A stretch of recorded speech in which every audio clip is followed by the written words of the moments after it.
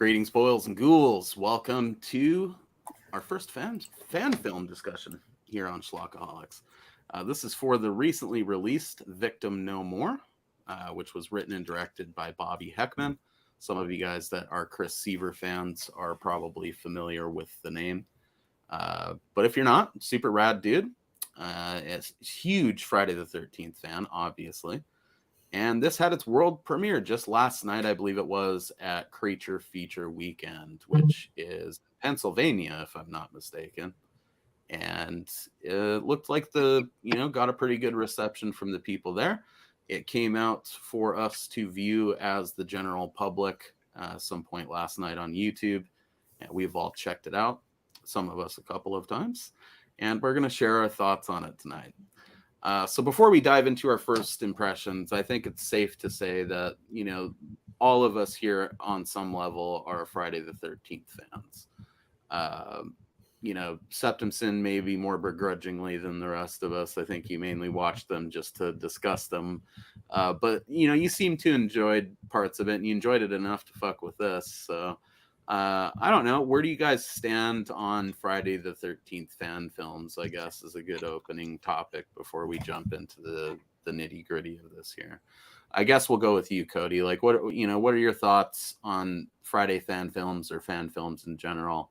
Do you think they're necessary? Do you think they provide something to the fandom, or, hit us with your thoughts, bud? Honestly, this is my first Friday the 13th fan film I've ever watched. I know there's a ton of them out there as well with a bunch of the other franchises. I've heard, some are done really well, some better than others, like anything else. I would think, why to me, it seems like it has to be a labor of love because you can't financially profit off of it.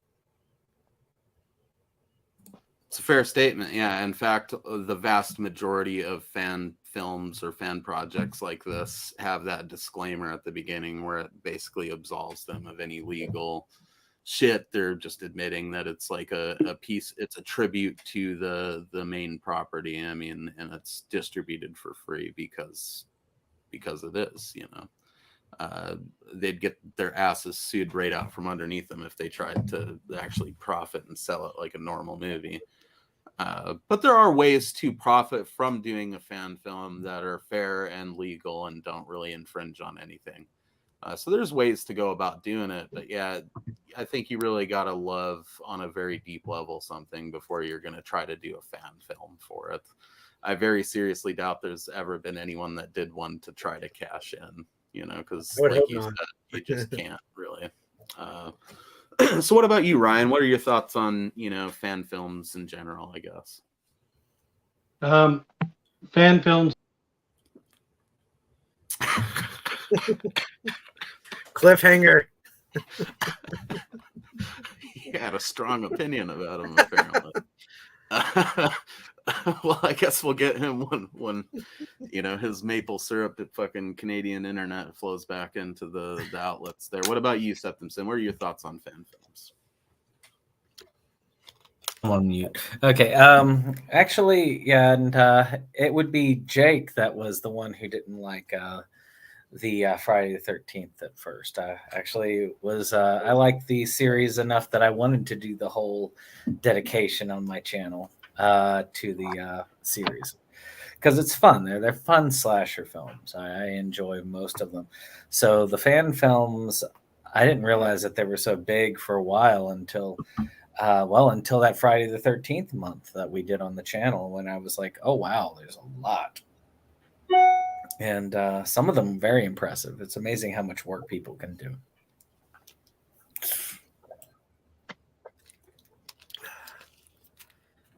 You left us in suspense, man. 45 minutes. We've been talking for 45 minutes and had a single freaking problem. We're live for 4 minutes and I drop right out. So fan films for me, they're a bit of a mixed bag. Like Cody was saying, like, it's nice to see people who actually care, especially with something like Friday the 13th that has not been getting any love for years. It's nice to see people take up the reins and kind of take it over themselves. But at the same time, these are micro budget films, and sometimes, despite the best intentions, sometimes you just can't do it right. And thankfully, this movie isn't really one of those. But I've seen some really bad fan films, seen some great fan films. So I guess it's kind of a watch by watch basis before I make any judgment. What our very polite Canadian friend here is trying to say is, and I agree wholeheartedly, vast majority of fan films are ass. You know, it's a treat when you see good ones like this that are actually made well and put together like actual movies.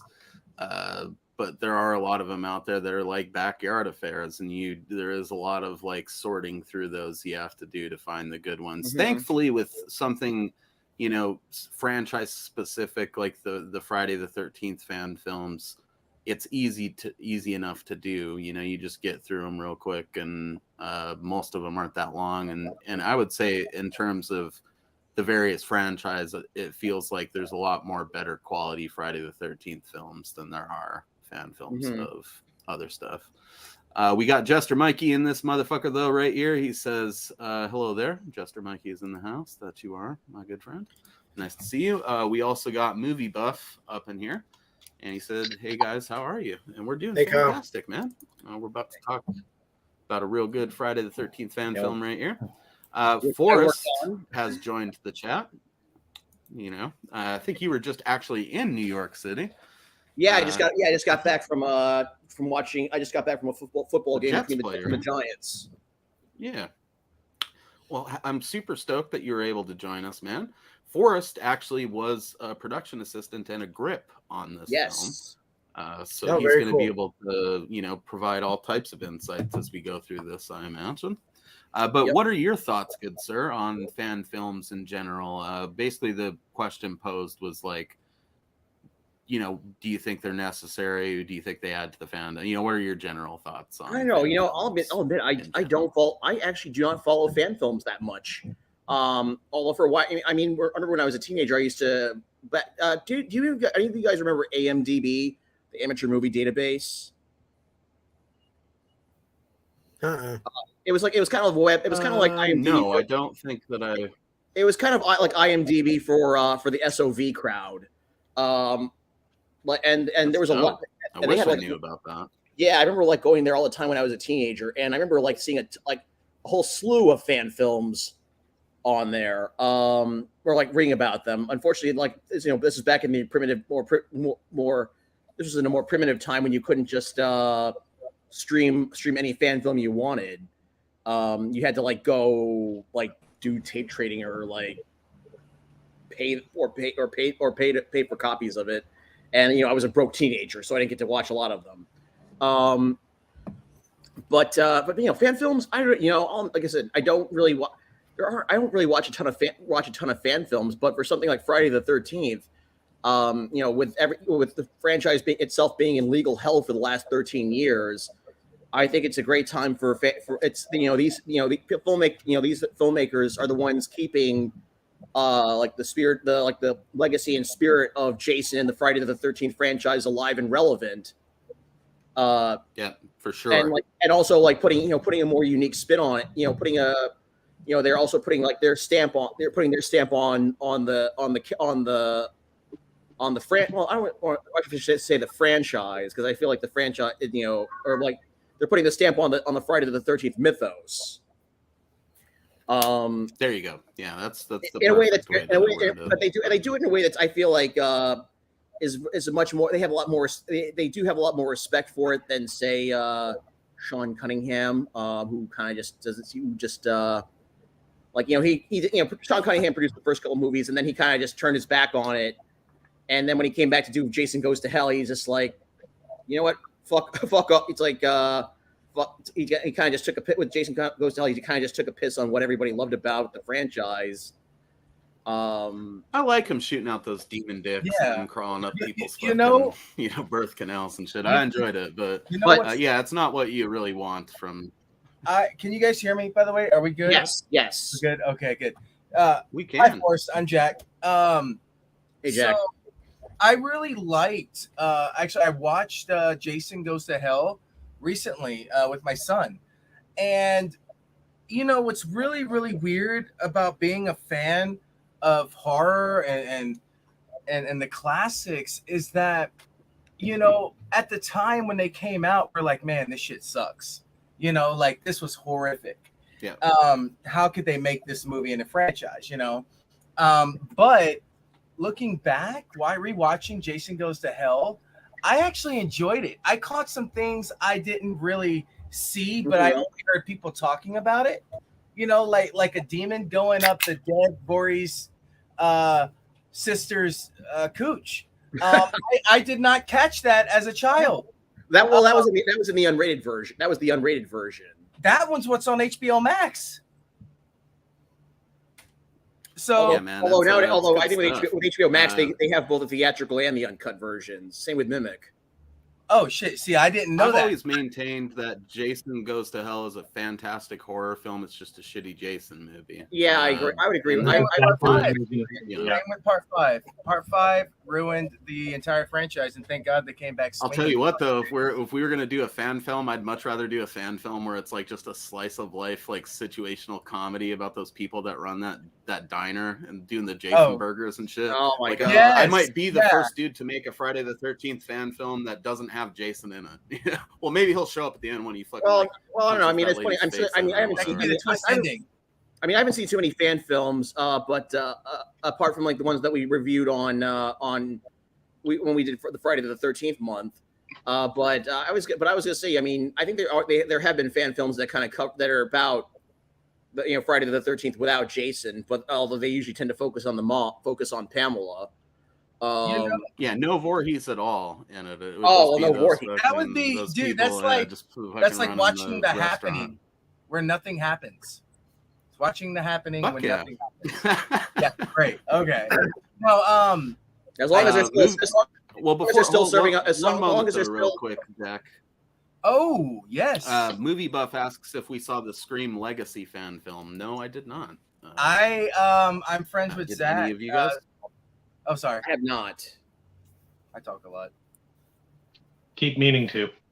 No! I should. By the way, I forgot to mention this. Years ago, I did work on a Ghostbusters fan film, as an extra and as a production assistant. But that it was called Ghostbusters SLC, as it followed the Salt Lake City branch of Ghostbusters. But they only did like one. It was supposed to be a web series, but they only did one episode, and the episode that I worked on was never completed. Bummer. Damn. Yeah, They and that was cast you as one of the ghosts. You could have been the first Asian Ghostbuster, dude. well, not just that. I'm also like I would have been an Asian Ghostbuster. No, there isn't. But I could have been also. But since I was already from New York, I could have also been. Could have been like the sort of the ambassador or like the one who kind of goes out to hunt to Utah on business to start the new Utah branch. But anyway. But then again, that's another thing that was like it was around that time that we were kind of we were dry for Ghostbusters content. I mean, there was the video game, but no new movies or cartoons. Like that, You I did feel like make a fan film- good I feel like point, fan though. film- Basically, I Go sort of ahead. feel I don't know. Sorry. I sort of feel like fan films thrive when I feel like the rest. Maybe it's just me. I kind of noticed that fan films, the few that I've seen, they tend to thrive in a time and like when franchises are kind of like going through a dry spell, like Friday the 13th, or like Batman in the years between Batman and Robin in the Christopher Nolan trilogy. Yeah, when you're starved for the content, it's always good to see people fill that void. And with Friday the 13th, especially, the fan film community easily has kept the interest alive. Yeah, or like Star Wars in general. Yeah, or I was gonna say like Star Wars in the years between the original trilogy and the prequel trilogy, or the years between the prequel trilogy and the sequel trilogy, which was good. I actually enjoyed them. A lot of people fucking hate them, but I love them. I love J.J. Abrams. I just love his vision, and the way he writes and does things. But I yeah, mean, he slayed Star Trek. but yeah, overall, I think that's just how. I mean, even though I don't watch a ton of fan films, I feel like they do work best when the franchise is kind of going through when franchises go through dry spells, and keeping the spirits of those franchises alive. Yeah. Right, because then you'll watch it because you're happy to watch something of that Yes, series. you're starved for new content from those franchises. Right. Right. But it's like sometimes I think what annoys me is like when people do fan films, but they don't do them well. And it kind of Right. gives us filmmakers a horrible Reputation. yeah. I'm sorry. I'm just gonna mute my mic. My baby daughter. Just give me a minute, guys. Sorry, I apologize. No problem, man. As soon as we get his, general thoughts on fan films, we can dive into her too. But I guess mine pretty much echoes a lot of what you guys have said. I think when they're done good, they can be rad. When they're done horribly, they can be rad in different ways. I'm a big fan of like schlock and cheese and bullshit. But if you can get like a good fan film, I'm always going to be stoked on that if I have cause to watch it. Yeah, like you, Forrest, I don't seek them out, but I do appreciate them when they're done well. Exactly. This one I don't think would rank as high as something like Never Hike Alone or Vengeance on my scale of Friday the 13th fan films, but it's still a neat little slice of like tribute pie, and I'm looking forward to talking about it. There's also some very bold choices made in this one, if nothing else, so any area where it maybe doesn't deliver in the way that I'd like it to, it delivers in a different way that is like makes me stoked in a different way. Look at that I cutie. really like the dialogue. Oh yeah, this is Hi, Rory. Oh, don't acknowledge. So what are your thoughts on fan films in general and stuff, Jack? If you can rattle those off for us real quick. I mean, go for it. No, go ahead. Like, you want me to talk about my idea of fan films and what I think about them? Yeah, just in general, what do you think the merits of it are? Do you, what are the downsides? It sounds like, you don't like when they're done poorly, which we can all. Yeah, I look, here's the deal. I respect fan films. I'll say that. I respect them. Why? Because they did something that thousands of posers say they're going to do or never do. They get out there and make stuff. Now, am I being too judgy if I say, hey, I think you should be original and do something and make your own creature or your own iconic slasher film? Yeah, I mean, maybe so, but that's coming from a place of, gaining a following by creating my own characters. And I know these filmmakers can do the same.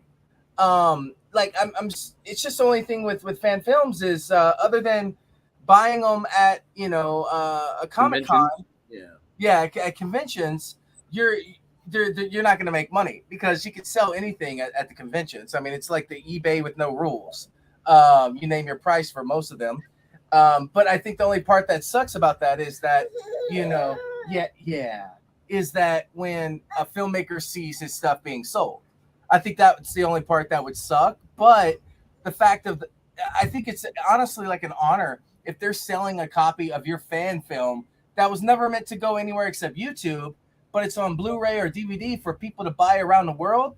That's a win. That's dope. It's all about promotion. And the thing is, Hollywood really needs to pay attention to fan films. And I say that only with this. They made a badass, and I'm sure you guys know about it, the Michael Myers versus Jason.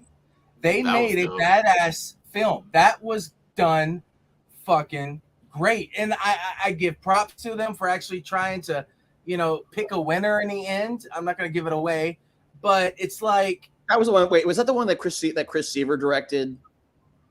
No, Chris Seaver did. His are all from like the early 90s. Okay, they're not very good. As much as I love the guy, he wouldn't dispute that either. But they're fun. He definitely had some early crossover ideas that then were echoed later on. Like he brought Pinhead into it with Freddy and Jason. and that was a proposed ending for Freddy versus Jason later on. Right. So it's Well, a good well- case of them thinking along the same lines as the fans. But yeah, I agree with Jack wholeheartedly. I mean, and then you get those rare treats like Vengeance, where it's like, dude, if I'd went and seen that in the theater like shortly after Freddy versus Jason or something, I'd have probably been fucking like hyped on it as an actual entry in the series. Like it might as well be, it's already in our head canon for most of us, I think. But yeah, that's probably my favorite fan film. The more I'm thinking about it, Never Hike Alone, those are dope too, but those feel more like fan films. Vengeance felt like an actual Friday the 13th movie, but with like, a modern twist that dorks like us actually enjoy. I think my main fan film that I love was what one of the viewers mentioned, Scream Legacy. I am a Scream fanatic. I'm talking. I've been obsessed. It changed my life when I was a kid, and to see a Scream fan film done so freaking well. It's by far Scream Legacy is by far my favorite fan film I've ever seen. And also 10-inch Mutant Ninja Turtles. That one reigns on the top too. The Secret of the Ooze. Yes. I would like to see more Ninja Turtle fan films because I'm kind of curious like what fans can do as far as the turtle puppetry, as far as like the turtle puppetry. Oh yeah, have you seen the Ronin fan film that just released a couple weeks ago? I have not. It is. Oh, that's how you do it. It's called the Ronin, and it's a TMNT fan film. But this is how you do it, and when you watch it, you're gonna be like, "Oh shit, Jack was right." Right? I'm just curious though. If it's an adaptation of the last Ronin comic that recently came? Yes. It is okay. I would assume so. Yeah. But the CGI these fans created, the detail, like, come on, guys, y'all need to go to Hollywood, do something, like, show Hollywood, like, come on, man. We're getting 2 Teenage Mutant Ninja Turtle movies next year. That's great, but it's gonna fuck shit up. One's animated, one's live action. Like, come on, Super Mario Brothers. We need that to be live action. We still want to know what happened with Daisy at the end of the first one in the 90s. Yeah. She busted through that door. There actually is a fan comic. That movie, dude. There actually is a fan sequel comic to a fan made sequel comic to the Super Mario Brothers movie. Well, you're definitely gonna have to hook me up with all this stuff at the end of this, guys, because I need to check all of this shit out. And with Turtles, I know that there was I know that there was a straight to Netflix movie that came out earlier this month. And then there's one that's and then Seth Rogen is working on one that's coming out that's gonna also animated that's coming out next summer. Oh, they're animated. Okay. Wait. What goddamn, they did a live action Turtles movie I didn't know about. What movie came out? Movies?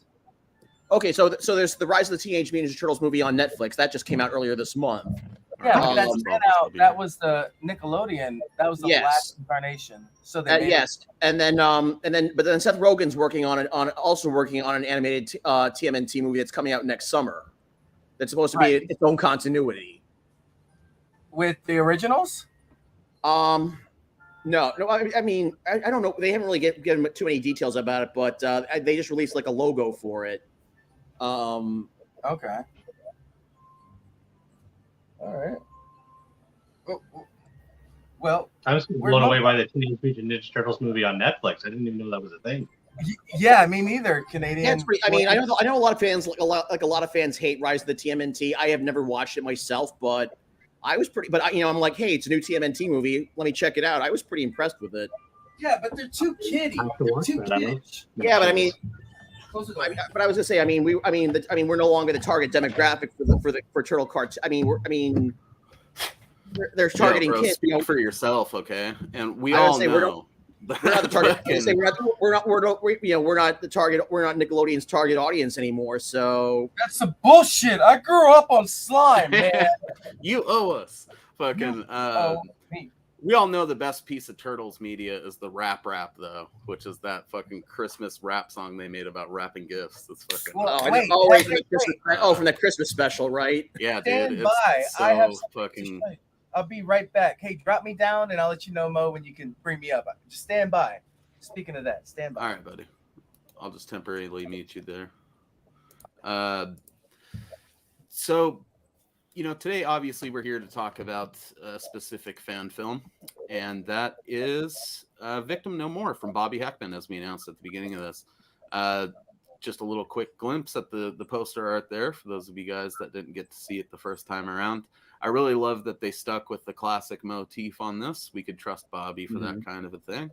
About the only thing that can make this poster better is if there was like that image behind, the silhouette like they do on them. It would have been really cool to like put the cast members down there. I was just saying, you mean like in the first movie. Exactly. But he was going more for that part 2 kind of a vibe with it, I think. Yeah. Which is fine. I said came out this year, started initial production or like, the beginning stages of it all the way back in 2020 when Bobby wrote it and they were supposed to start shooting it. But the COVID, the Rona fucking delayed that shit for like basically a whole year and a half. So they ended up starting it like beginning of this year and finishing it or whatever. Forrest actually acted as a production assistant and grip on the film. So we'll be deferring to you on lots of our wonderings when it comes to that stuff. I had a pretty solid cast, which was pretty evenly mixed up between like new talent, LBB Warlock, Chris Seaver regulars, and a couple of really cool veteran like celebrity appearances as well. We got the girl from fucking Night of the Creeps is up in here as the psychiatrist. We also have Catherine Mary Stewart in there. Fantastic woman. Definitely should check out the interview that I did with the Hamityville guys and her some time ago. Yeah, I wish I could have been on. I wish I could have been on for that one. Me with writing a musical version of Night of the Comet, so we're gonna have to work on that at some point, guys. Forrest, you actually got to hang out with Catherine a bunch, yeah? I did. It was. I remember like the night before we, because I was only on set with her for about 2 days. But I remember like the night before first day with her, my first day with her, I was like, I remember we were going to dinner. I was going to dinner with the cast and crew. Because I was just like coming straight from work from my day job to the set, or to the campground where we were filming. They were having dinner. I sit down and look at her. I'm like, wait, where have I seen her before? We all stayed in this cat. We all, the whole cast and crew stayed in this cabin out on the eastern end of Long Island, where we filmed. Where we filmed a good chunk of the movie. They did do some filming in Blairstown where the original movie was filmed, but I wasn't present for that. But Catherine herself, she was really nice, very total professional, like total team player, both in front of and behind the camera. Because she did. I mean, I don't know if the Screen Actors, if this is something I should talk about because I don't want to get her in trouble with the Screen Actors Guild, but. Or any other union, or any other trade unions. None of those motherfuckers are gonna listen to this, bro. Because she did help. Because she did help out a lot behind the camera, not just acting. And she even did because I'll admit, I mean, even though I do like canon movies, I've never seen The Apple, but I know she was in it, and she did sing a little bit of it. She did sing a little piece from it on set one day. She's got a hell of a singing voice. Cool, dude. I'd like to hook up with her again and do another interview on here at some point. If we ever cover Night of the Comet, I'm pretty sure she'd come on. Me and her had a real good time during the. I would love to. I would love to bring her on to Inside Movies Galore sometime. That'd be rad too. Yeah, I might be our in with that. Me and you, dude, we can set that up because she knows both of us. So. Yeah, she's super fucking cool and laid back, man. I mean, I'm so jealous that you got to just hang around and make a movie with her. That's so dope. I know. You know what I think it is, because between you two, it's because she is Canadian. Yeah, we do have that in common. So there you go, Ryan. Like we're all kindred spirits in that little. It is a thing that works into your DNA too. I haven't lived there since I was a kid, but we're just generally more polite, I think, and laid back. Oh yeah, once you're Canadian, you don't stop being Canadian. Yeah. Granted, I'll admit I was up in Canada back in June, and I did incur the wrath of, because I was up there to watch the Yankees play the Blue Jays, and I incurred the wrath of one Canadian for stepping on his sneakers. I said I was sorry, but he wasn't having it. Yeah, I think when you fuck up someone's kicks, it's pretty much universally a bad thing. Canadians are always like, "Oh, we're sorry." That's just how we say "fuck you." Wait, I didn't get that. Wait, I didn't get all that right, because you and Mo were going on at the same time. What was it? Basically, Canadian sorry is basically our way of saying "fuck you." So you probably insulted them. Oh. Yeah, but who cares? We're not going to do anything about it, right? Most of the time. Anyway. It's unfortunate, but it's true. So yeah, man, I don't know. What were your guys' initial thoughts on this particular fan film here? I guess we'll start with you, Septum Sin, since we haven't heard from you a bit, and then Cody, you can go when he's done. So, how do you find this one, buddy? It was messaged in our general chat. I mean, if you really want to say how I first heard of it, because I like. No, I meant how did you find it in general? Like, yeah, if you want to throw in how you first heard about it, that's rad too. But generally, just what was your impression of it? Briefly. Yeah, I was looking at it and I was like, oh, it's another short film I can add for the Versus Awards for 2022. So why not check it out? And I like a lot of the other ones I've seen, like Don't Hike in the Woods, things like that. And it was in general fun. I enjoyed it for the most part. It was a good concept. There was a lot of stuff that reminded me of the Vengeance movie with some of the victims coming back. But it did have a pretty cool, unique, and something that, in general, I think was fun. Very cool. What about you, Cody? I found it the same way Septum Sin did. You posted it in our group chat. I did. I posted it in several group chats. I hopefully all those people at least watch it at some point. I kind of tried to keep an open mind, like I said earlier. Like, if I might be able to think of another one, but I think this is my first horror movie fan film I've ever watched. So I mean, I know there's tons out there. And I'm a big horror fan, but I don't know. There's so much out there, and it's just don't want to spend the time weeding through all the bad to find the good. Mm-hmm. But having said that, with trying to not have low expectations, I don't want to say pleasantly surprised, but I enjoyed it. I wished it was longer. It kept my attention. I was ready for more. So I mean, I'm upset with myself that I waited this long to watch a fan film, and was very happy that this was the first one that I chose to watch. Very cool. So, I mean, I guess a good follow-up question would be, has this intrigued you to maybe watch more fan films? Like if we recommended other ones, you'd be more inclined to give them a shot, type of a thing. I mean, I'm definitely all for going down rabbit holes. So it's quite the rabbit hole too with those Friday fan films. Yeah, as we've touched on, but I think I got the wrong background for this show. What do you mean? Well, this is Michael. Yeah. Nope. Oh yeah, that is true. Look at him back there. But we will be touching on Michael stuff here. No, but I did come prepared. Okay, you came prepared. See, I see. Oh wait, I do have a Michael Myers Freddy mask, a dual mask right there on the end. It's two masks. Pretty fucking sweet. Yeah. Look at that. Look at that son of a bitch. Ryan's out there. That's better than the ones in the movie. Look, Nintendo Jason. And I had to go get something, Mo, because you mentioned the Turtle Rap song.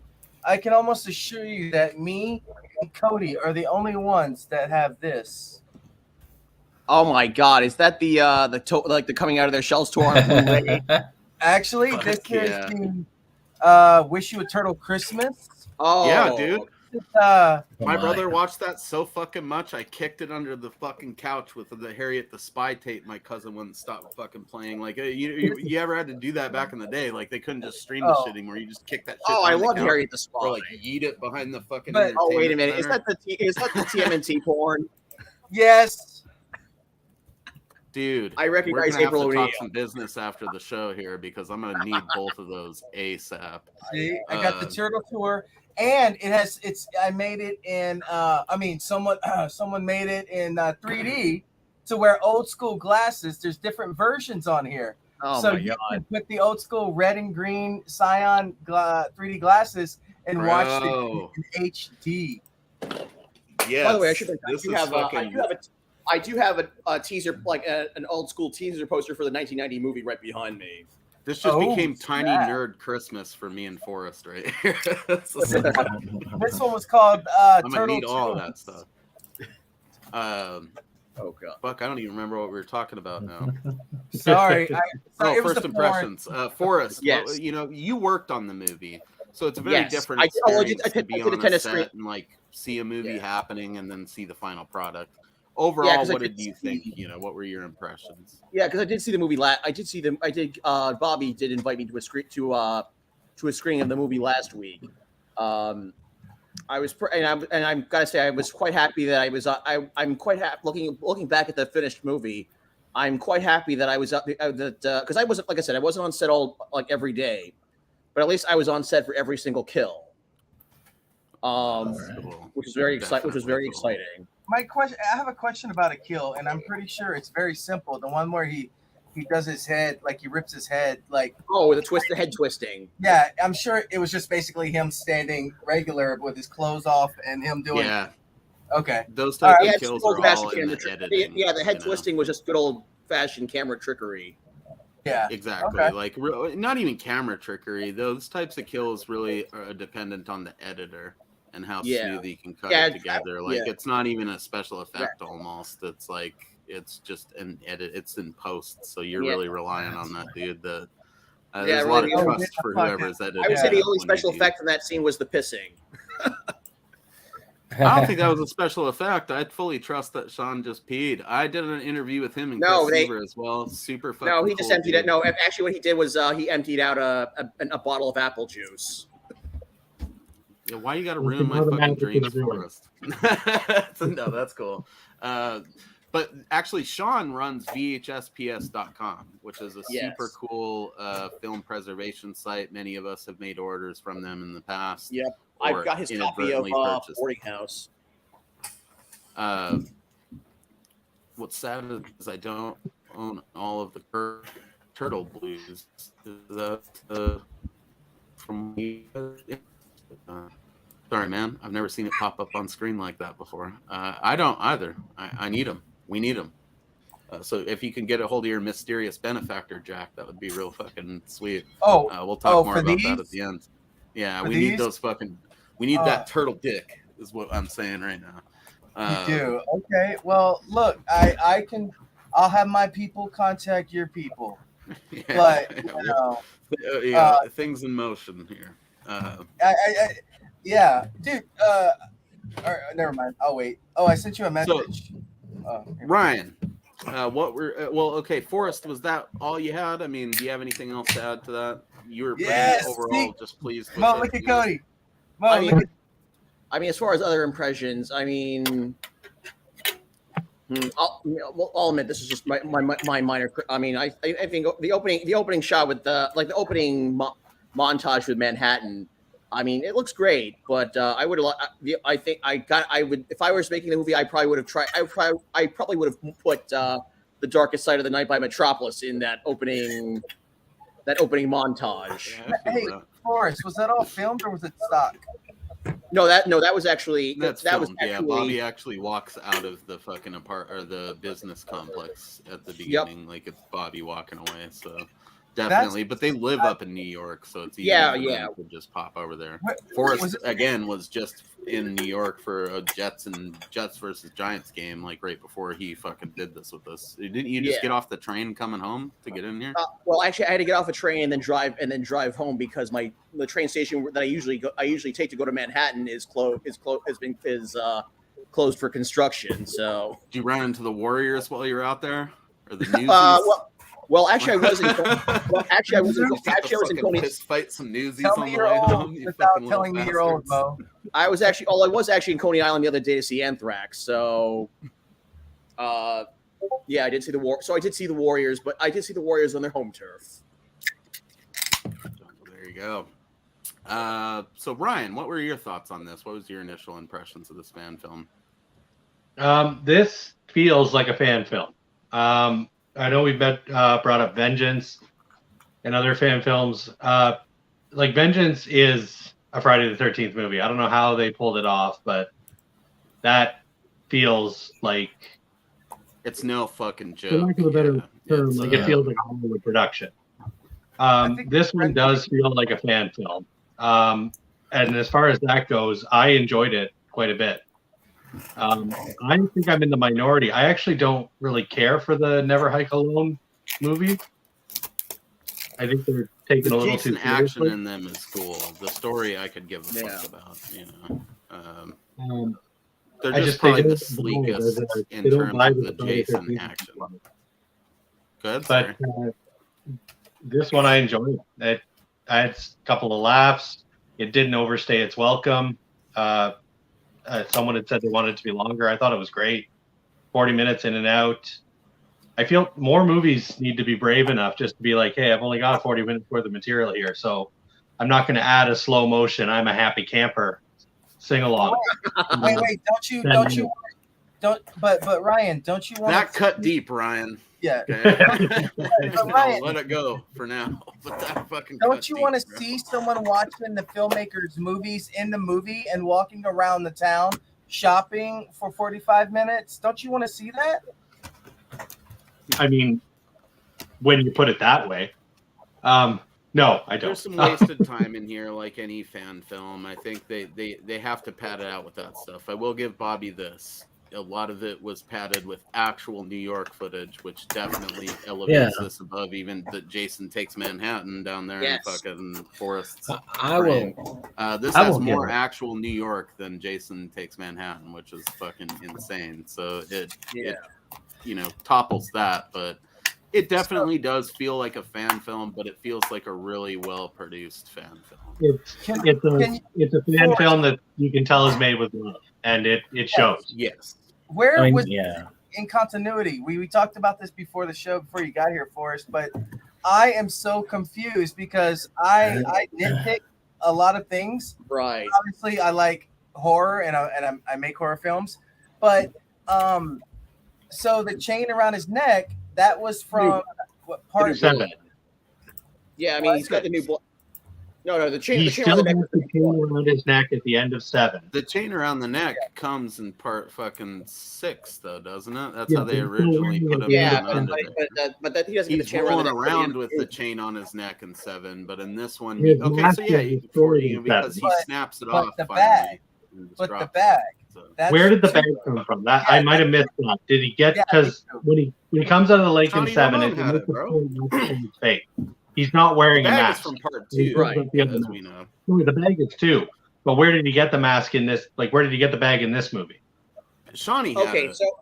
so earlier When the he movie. fucking was dressed up as Jason, he had the bag, and when you're gonna see, okay, well, just go ahead and show Well, the he did have stills the now bag. I since we're missed that. He talking did have about the bag? Jason and the look. Well, he sees the mask Yeah, and throws it down, but grabs the bag. yeah, Now, Yeah. Obviously, we know what he was doing, what the filmmaker was doing, but why See. didn't he just get the mask? Because the bag just confuses us. Or Well, is as you it know, paying Bobby, he's a big homage? fan of that Town That Dreaded Sundown kind of like gnarly look of Jason Yes. in Oh, part 2. Texarkana, yeah. I mean, but Omen, he's also a huge fan of Jason in this one. I also really love how in these stills here they kind of present Jason when he first emerges as almost like a creature from the Black Lagoon type of a character, you know, it very much has that vibe. And then old Shawnee right there, who, again, if you guys want to see our interview we did with them, definitely, I'll try to find it on Inside Movies Galore and put it in the link below. But we had a great time with him and Chris talking with them. But, you know, and then in the subsequent scenes, he spins his head around like Jack was talking about. And then you see the bag that Shawnee had all of his, like, junk in. I'm assuming also the 3 bottles of water, because he's like, I drank 3 bottles of water earlier, so I'm going to be pissing all day. Like, it's like a good fucking jokey excuse for him to constantly be wandering in the woods, even if he did survive past this point. I never made the A connection. real long way to take a piss. Jason was wearing. What's that, Ryan? I never made the connection that was the bag that Jason was wearing. Actually, Me neither. it's quite funny because it's a funny scene because he looks at the mask and instead's like, heck with this, leaves the mask and takes the bag. Yeah, well, he has such reverence for it, though, right there in that one still, as you can see. Like, he touches it really fondly, but then he sees the bag and he's like, you know what? I'm going to fuck these fools up old school. And he just puts the bag on his head, you know, which I thought was a real cool choice. Yeah. It arguably combines the gnarliest that Jason ever looked, because, you know, in part 3 and 4, he pretty much just looks like a fucking thick boy that's been eating some Campbell's chunky soup that happens to be wearing a fucking hockey mask, you know. In part 2, he's startling because he's wearing like a burlap sack, and then when you take it off, he looks like some fucking dilapidated Paul fucking Bunyan under there or some shit. And then in part, you know, 7 onward, he looks real fucking gnarly and like gross. So yeah. I liked that, you know, Bobby had the boldness to show the mask and show the reverence for the mask, but then discard it and go with the bag. I thought that was a neat choice. Am I alone there? What you sound like you have some thoughts on it. I mean, when I first interviewed for work on, when I first met with Bobby to work on this, and he told me that he was that he intended to bring back the bag. That actually did catch me by surprise initially. And I wasn't quite sure how it was going to turn out until I got to set and saw like the full costume. And it actually was a lot. I thought it was executed a lot. Like I was like trying to figure out in my head how it's going to work, like how it's going to look. And yeah, like being on set with James, who played Jason, looked really pretty convinced. Looked extremely convincing. I'm not just saying that to suck. I'm not just saying that to kiss to like stuck up to them, but like it really, the costume looked really like the whole. I trust you, Forrest. You wouldn't say it was good if it wasn't. I mean, you've been parts of films that were probably asked too, and I'm sure all of us have been or will be. So it's just, you know, sometimes it's asked, sometimes it's not. This definitely wasn't asked. I mean, just look at those stills. You can tell that the movie is shot real well. Yeah, and go ahead. I was trying to say it's like you're saying, it's shot really well, and made with a lot of love. See, this is something maybe you can answer for us, because you were actually there. We don't actually see Jason's face in the film. Right. Was there, you know, deleted scenes? Was there a face to that fucking, you know, get up, or was? Because I did spend a little bit of time near the special effects table where Ricky, the makeup and special effects guy, worked. I do not recall seeing an unmasked mask. It was just the suit. It was just the suit and the hand. It was just the suit and the hands. I think they avoided a big sort of hurdle by just going with. I mean, they do have the back of the head. I would say they do have the back. I mean, they do have they had like the back of the head.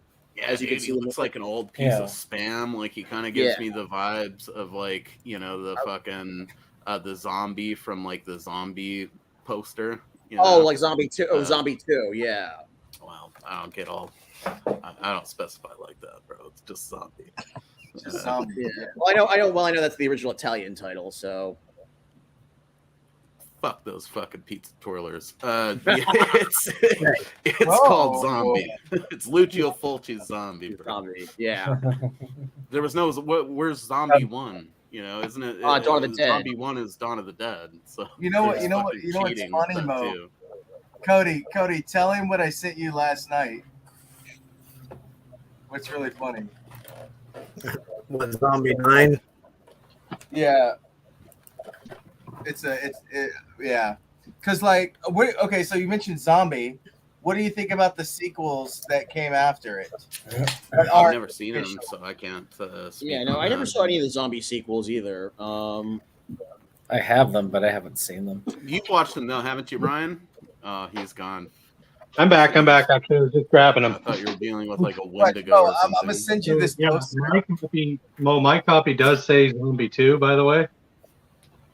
And Oh yeah, I'm and that's a loaning lie, it just like it always has been.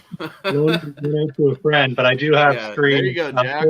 Four I'm loaning out, but I Brian, do have don't fuck around. I do have 5 right here. Oh, nice. Yeah, wait, who directed those? I think Fulci did 3 3. was Zombie 3. I think well, I'm pretty it sure was they were all Fulci directed for the by band. various Italian aliases. But I feel, yeah, I think Fulci did 3 though. Didn't I can't remember. Was it Matei that took over? Yeah, probably. Bruno Mattei. Yeah, that guy was known Mo- for that Yeah, shit. Oh, I think sent it you a was poster. 5, didn't he? Check Killing it out. Bird. You want to share it? It's funny. Who was just Just saying look my at the name? back of the box I heard there. it. Yeah, me. No, Joe D'Amato was Matei was 4, D'Amato was 5, wasn't it? That sounds right. And I the believe rest you. don't matter. The rest do not yeah, matter. I know it was like 6, 7, 8, or 5 is where it kind of cut out for me. It's like Yeah. Return of the Living Dead, man. I've only seen the first 3 because those are the only ones that really matter. The rest of them, it's like, who cares? Oh, remember I love seeing like Necropolis. Rave to the Grave at some point. Pretty fun. Rave to the Look, Grave if you was ever fun. wanted to see a zombie movie and a Hellraiser movie get together and have a baby, it would be Necropolis. Oh, I love Necropolis. I think it's a great one. And What are we this talking is about, coming from somebody who didn't like the third film at all. I'm sure I would enjoy them, but I have no urge to like need to see them. You know what I mean? I'll get to them, I'm sure, or we'll have cause for me to watch them to do like a discussion on here or something at some point. But I don't know, man. There's certain series like I love Return of the Living Dead 3 so much too. That's my favorite of the entire trilogy. So it's like I've never wanted to tempt the horror movie gods by pursuing it further, like intentionally. You know what I mean? Yeah, see, that's kind of how I went with certain horror movies. It's like the original. I love the originals are so classic that I don't know if I would. That I wasn't, that I kind of hold off on touching the sequels, like Phantasm. I mean, I've seen the original so many times. I was reluctant for a long time. I held out on watching the sequels. Oh my god, the The sequels are great. are Except so 5. They're so 5? good. It gets so batshit by the end. It's 5 was shit. I turned it off. Oblivion, I think, was the last one. That was 5, or Is 5. Vengeance 5 was horrible. 5? No. I liked 5. I never saw the newer one, but I thought it got just weird enough that it was like, all right, this is because if you remember, dude, Phantasm Oblivion was batshit fucking nonsense, and part 3 was pretty fucking rad, but it was also pretty batshit nonsense for the most part. The first 2 are the only really coherent horror films in the series. The other stuff is mostly just like some fever dream you go on with the understanding that shit's about to get dumb, and I fucking love every minute of it, but you really can't compare them to the first 2. That's why I like. Back on that fan film tip, this movie basically concerns this kid Robbie, who is trying to, we've waited an hour to get to the plot because the plot is literally a paragraph. This kid Robbie, who's the son of some unspecified fucking final Survivor, basically is like dealing with all these issues that are pretty fucking understandable if you were like the son of one of these Jason final girls, right? Like you'd be super overprotective of your kid and not let him do anything and raise him up to be like this super blonde fucking dude with a really like a voice that doesn't quite carry anything. I don't know. The only person's performance that I had an issue with was the main kid, Robbie. I was just going to say felt the most like a fan film actor. Everybody else felt pretty natural. That dude, and this is no criticism of him. I mean, he's far too blonde to ever, you know, he just does. He looks like a fucking. He has a certain vibe about him that does not suit the character he's supposed to play in this. He's maybe miscast. Okay. Forrest, you were on set. Did you meet the actor who played Robbie? Hans? Yes, I did. I was on set with him. Yeah, I think his name's Hans. So he's yes. like all Scandinavian and shit, right? That's why he's so fucking blonde. Hans Hendrickson, that's his name. I don't know. I think I was on set. I think I was on set. I'm trying to think if there's any days where I wasn't on set. No, I was. There was. I think the first day I was on set, he wasn't there. But I worked with him. But like the rest of the time I was there, I worked. I think the rest of the time I was there, I did work with him. He was on. I was on. Me and him were on set together. He was pretty he was a good. Nice guy, very very very professional, total team player. He was good. Like, nothing against his acting, he was fine, but you could tell his character was written for the soul. He's the reason we get the ending we do to this movie, and that's the only reason his character is there. I'd agree, actually. I think, the writing was the main disservice to him because he said things in a way at certain points that I know Bobby talks like that, but most people don't, bro. He's also super blonde. Is a super blonde dude of Scandinavian descent myself. I can say, like, maybe throw some Just for Men in your fucking eyebrows so that we can tell they're there. They should have passed over that kid in the makeup department to make him less blonde. I'm not saying blonde in that sense that he's stupid. I'm saying blonde in that sense that the guy's too fucking blonde. He's overexposing the fucking, the shot half the time. And I've been that dude, so it happens. But but basically, in essence, the story is about this kid. He's the son of one of these final girls. He's lived this oppressed life of them constantly up his ass, trying to make sure that he's safe or whatever. So he hatches this grand plan to, like, go back to the place of the murders and sort of prove to them that, nothing, it's safe. Nothing there can hurt them.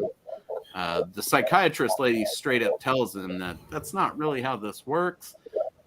Which I thought was pretty funny, spoiler alert, the psychiatrist lady, who I believe is named Cynthia Romero, is not only a nod to George Romero in classic old school horror fashion, but she is also played by the lady from Night of the Creeps, who I believe played what was it, like Jill Whitlow.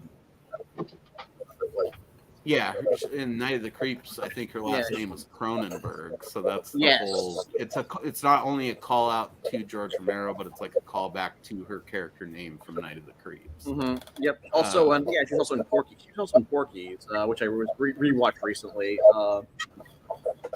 Porky's is reprehensible. I love it. It's not a movie that could be made nowadays. It's probably the best comedy trilogy that would get canceled, just like Blazing Saddles, immediately. Like, can't cancel that shit though. Doesn't work that good. Right? They might pull it off. I would say it's more on level with American Pie. I would say it's more on level with American Pie. Well, wait. Yes, but Porky's was first. Pie was the remake. In a different sense. Yeah. So I would definitely agree. Porky's would come with a disclaimer nowadays because there's a lot of blatant racism in that movie, and dudes calling other dudes F-bombs, and I'm not talking about and also all the voyeurism and fat shaming. Yeah, it would be one of those ones that came like Jackass, where it's like, this is presented in its original form, but with outdated social norms or something. What's that you got there, Ryan? I was just gonna. Jack mentioned in the chat. He's like, "What's that Demons movie with the shackled demon?" Are you talking about Demons 3: The Ogre? I just saw the Shackled Demon Project. Sin just produced that Blu-ray right there. Oh, Show it again for us. What is that? Hold it up closer to the camera, buddy. Sure, the Shackled Demon Project. It's it's an indie film our buddy Kyle Rappaport did back in the day. It's I like not a how fan the- film, but it's Oh, pretty cool. okay.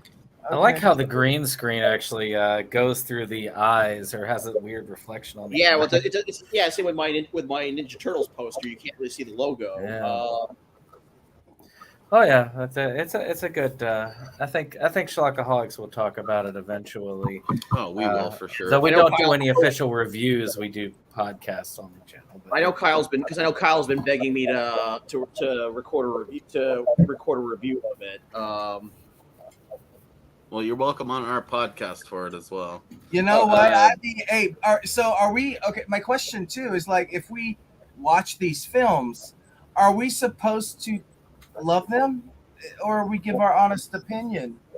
It's honest, bro. it's I didn't on love honesty. this. I liked it a lot. You know. Okay, I'm just curious because, like, if I say like, "Yo, this acting was complete shit," the writing sucked. Can you say that on here? I guess is my question. And it didn't, Forrest. It didn't. I enjoyed the film. But what I'm saying, like, if we are reviewing,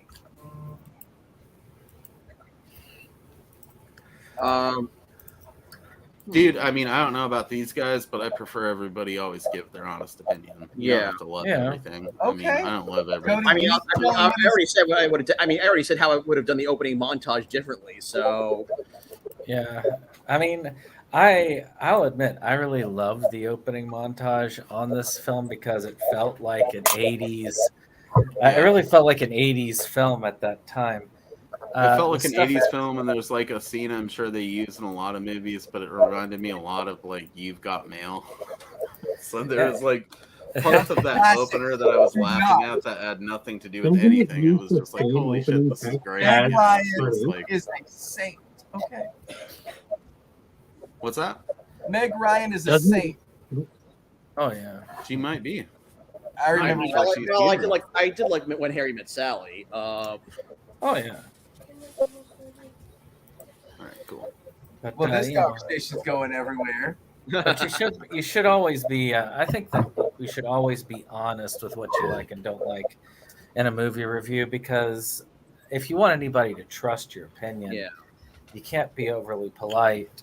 I know that when I when I actually pick a film for a review, I give it a plus, the pluses and the minuses, and I've had a lot of filmmakers really appreciate that point of view because it means that Oh, yeah. hey, this is legit feedback. This is how they If you feel. listen to our previous coverage too, none of us, Yeah. neither of the three of us up here, like me, Cody, or Brandon, have been like needlessly ass kissy about any of the coverage. You know? Okay, I'm just Oh, like yeah. I have to ask because I don't know. I don't think you realize the power you're giving me, Cody. You need to let him know who my. So I'm down, bro. I'm so down. There's a lot of history with a lot of these filmmakers that we're reviewing, especially with the ones behind the Cody there. But I'm interested in. Yeah, I'm just telling you straight up, bro. I don't give a fuck about like any behind the scenes drama. My shit is like what's on the screen and how we feel about it. I mean, if we talk about that stuff, that's cool, but it will never dictate the shit that we talk about on here because movies are movies. I'm a firm believer that once you've made a thing like this and put it out there, it kind of exists autonomously to you. You know, all of your movies will probably exist long after people that know you forget who the fuck you are, you know what I mean? But like your movies go on forever as their own autonomous piece of art that is made and produced and out there. I mean, Right. that's the beauty of it, you know. No, I don't have to like all these motherfuckers that we talk about, but I definitely still watch and talk about their movies. I look forward to your review of the Paranoia tapes. Might get a little. Loved it, bro. I'll tell you that right now. Loved Are you it. serious? I like the eighth Are one. you kissing my ass? What's that? Are you kissing my ass? No, dude, I loved that first Paranormal tapes. It was or Paranoia tapes. It was like a dope, like weird mixtape of murder and mayhem, and I'm a huge fan of that kind of stuff. Because not only do I come from like a retro horror background, but I also love Adult Swim and like bite-sized media.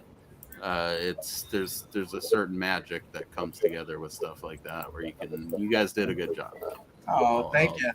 Yeah, I think the newest. But we digress. As far as this film goes, it's about this kid trying to prove to his parents that Crystal Lake is safe, which it just isn't. Even if fucking Jason didn't exist out there, it wouldn't be fucking safe. What do you guys think about the whole Jason reveal scene? I liken it to Creature from the Black Lagoon. It feels very much like that, which I loved. I know Bobby is a student of, Universal horror and classic horror. I know for a fact that all of us have likened Jason Lives to Universal horror. I was like Tom McLaughlin. It felt like a cool revisiting of that vibe. Am I wrong, Forrest? Especially that first scene. I'm sure most of you guys probably barely made note of it, but that first scene where you see like a little piece of the top of his head and then it just goes like whoop, under the water and then fucking maybe that wasn't even Jason. Maybe it was like a fish or something, but I don't know. But when he comes out of the water, like it just gave me chills, because it's like it felt like watching the Creature from the Black fucking Lagoon come out of the water or something. Absolutely. You feel all gross and like full of algae and shit. Which was a great touch effects wise, because I don't even think in any of the other movies have we ever seen Jason with algae on him. But if we revisit these stills again real quick, you can clearly see that there's like algae growing on that motherfucker, Oh yeah, I did like the fake out scene also with that where the guy comes up because he wears a pretty believable costume. It felt staged. The way the guy reacted to it felt like acting. You know what I mean? So I would have been surprised if that was a real kill scene, because it would have dropped the movie a couple of rungs in terms of like performance quality. It felt like we established. He reacted that same way though when his. Go ahead. Sorry. I mean, I'm sure it's because he thought it was her brother again, but I mean, he reacted similarly when his girlfriend got killed. And I'm hoping that's because he thought it was her brother. Just wasn't the best actor, but you know what I mean? Like we had established a certain benchmark in the movie up to that point. So she's pretty hot though, for real. She's pretty hot. That girl? Oh yeah, she's all right. Who, Deanna? Yeah. Maybe it's just as I get older, I'm more attracted to those cougars, man. Like same here. I'd be more on that Dr. Romero tip, or like fucking Catherine Mary Stewart at the end. Yo, did anyone else find her voice annoying as fuck? Who? The psychiatrist. Jill? Jill? Yeah, when she was talking, was she trying to sound like, or is that her voice? I don't want to be a dick. Because I wasn't on set when she was there, but I have met her at a meet. Because I remember, several years ago, Cinema Arts Center. That's where I met Bobby and Sean, the cinematographer. Because we're all regulars at this art house theater on Long Island called Cinema Arts Center, and they had Jill come and do a meet and greet for Night of the Creeps, because they were doing a 35mm screening of it. I don't recall. Yeah, and I don't recall her really talking like that. But she does in the movie, which is fine. I mean, I suppose you're supposed to be kind of annoyed by her because the main character is kind of annoyed by her towards the end, But I think it's supposed to be played off for comedic effect, because she's basically telling him the opposite of what he thinks he needs to do, and he just won't listen, I'm just curious as to how his therapy is going back to the place where his mother survived a mass murder. That's not fucking therapy. That's insanity. And she's saying that. Like, she's saying this is not the thing to do. But he's like, I'm sure of it. If I go there and I convince them, then they'll be fine. And it's like, that's not how trauma works, bro. Well, I guess you could say, I mean, as somebody who works in the field myself and has done therapy on both sides of the couch, I have to say that there is something to exposure therapy, but I don't think I would want to put myself into a life or death situation. That's malpractice. I agree. I'm hell, now I'm on the other side, you know, getting therapy because I'm a war veteran, PTSD and stuff. And I'm pretty sure my psychiatrist would be like, I don't think I can help you if you want to go someplace where your mom was almost killed to prove something to your mom. That is stupid and reckless, and it puts even more stress on your parents because you're going to the same place where they were once, you know, almost murdered. You know what I'm saying? Like the psycho analogy. If anything, it sounded like it caused them more stress because they were trying to get a hold of it. At one point, he like just turns off his phone. His phone, you know? yeah. Yeah, and all of a sudden it's by Jason's feet. What good is it gonna do? It's off, you dumbass. You know. Yeah, that whole angle. I mean, I get it. It justified the movie as a whole, and I could see how that could be a really cool idea. But the way it's portrayed is just kind of like almost slyly comical. Well, it is not almost. It is slightly comical because it's Bobby. And I get that it is funny, but I mean, I don't know. That's one of the drawbacks of the movie is the main character is just kind of unlikable. Yeah. And it feels like the whole justification for him going out there is kind of stupid, you know. It does lead to the to a lot of these people getting some closure, if you look at it at the end, which that is therapeutic in that sense, though true. inadvertent. Not the way that he's like, I'm just Right. going to go there and I'm going to show off that everything's safe, and it's just all in their head. You know, he's gone. I'm gonna teach him a lesson. Being part I'd of have made that motherfucker like at least lose a leg or something if I was gonna. I mean, Jason just kind of steps on his calf, and I think they take him to an ambulance. So, or something. But doesn't the We'll get you victims to the of hospital for what? You know, he stepped on his leg and it kind of popped his knee. Maybe. Go ahead, Jack. Sorry. Oh no, doesn't all the victims, like, I'm assuming everyone that was there in the end in that circle attempt to do the same thing they did in how at the end of Halloween Kills, but we don't see that ending. We don't, which I think is cool. It leaves open room for them to do for Bobby to do another film and kind of show that stuff. I don't know if that was the intent. Maybe Forrest can clear some of that up, but I mean, it definitely feels good. Yeah, it's definitely opening. It's definitely open, intentionally open-ended. And I don't know. There's a lot of maybe we will, maybe we won't. And as far as like revisiting this, there's right now there's just a lot of don't give it some time and and come back to it in a few years. Yeah. I totally agree with you, Forrest. I think, and you know what, seeing the location he has out there in New York, dude, he could create something pretty terrifying. You know, like everybody associates Camp or Jason and Camp Blood. You know, these sons of bitches are spoiled with that stuff, though. Yeah. Forrest and those dudes can just go out there to any dilapidated old summer camp or like find these locations all over. We don't really have those on the West Coast.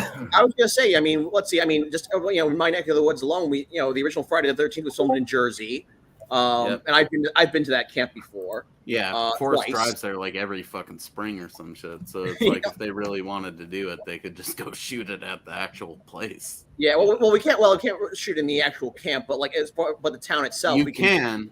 You just ask for you gotta pay for money, not permission. You know, but because actually, there's a good chunk because actually they did film in Blairstown where the original was filmed. But the scenes on the campground itself were filmed here on Long Island, and but as far as camp movies and camp slasher flicks in general, I mean, we've had Friday the 13th and the Friday the 13th, Sleepaway Camp, The Burning, Madman. Those were all filmed here in New York, the New York, New Jersey area. And then you guys have horror cons like every 2 weekends or something. Keep rubbing it in. It must be nice. If I had the time and money to go to all those Every time we talk about a cool cult movie, Forrest is already just going and seeing it in the fucking theater half the time. Yeah, or looking for the filming location,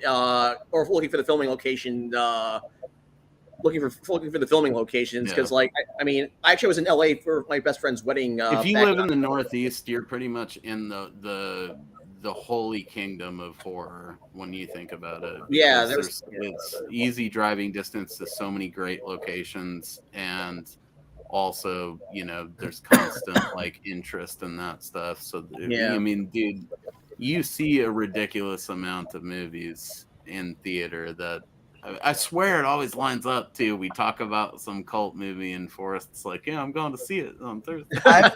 You know what? I have gone. Dude. I have gone None to of a. us will. Go ahead. Oh wait. Was that Elmo? Sounded like it. What were you saying, Jack?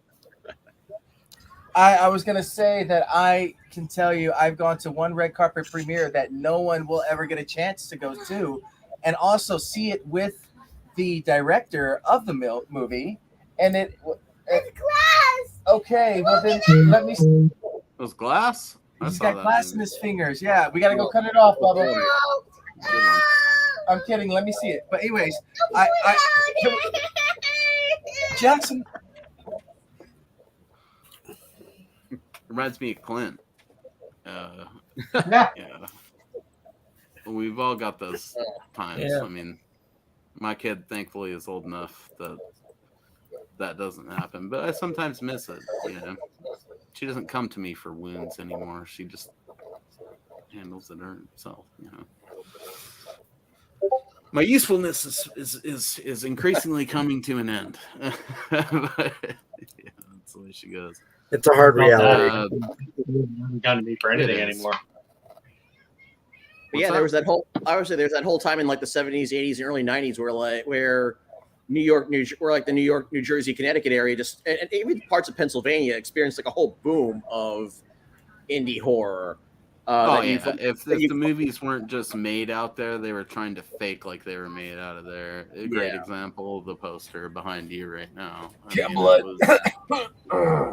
New York was hot as fuck like during the 80s and the 90s because it was such a renegade. It was so run down. It was the last Wild West of the United States when you think about it.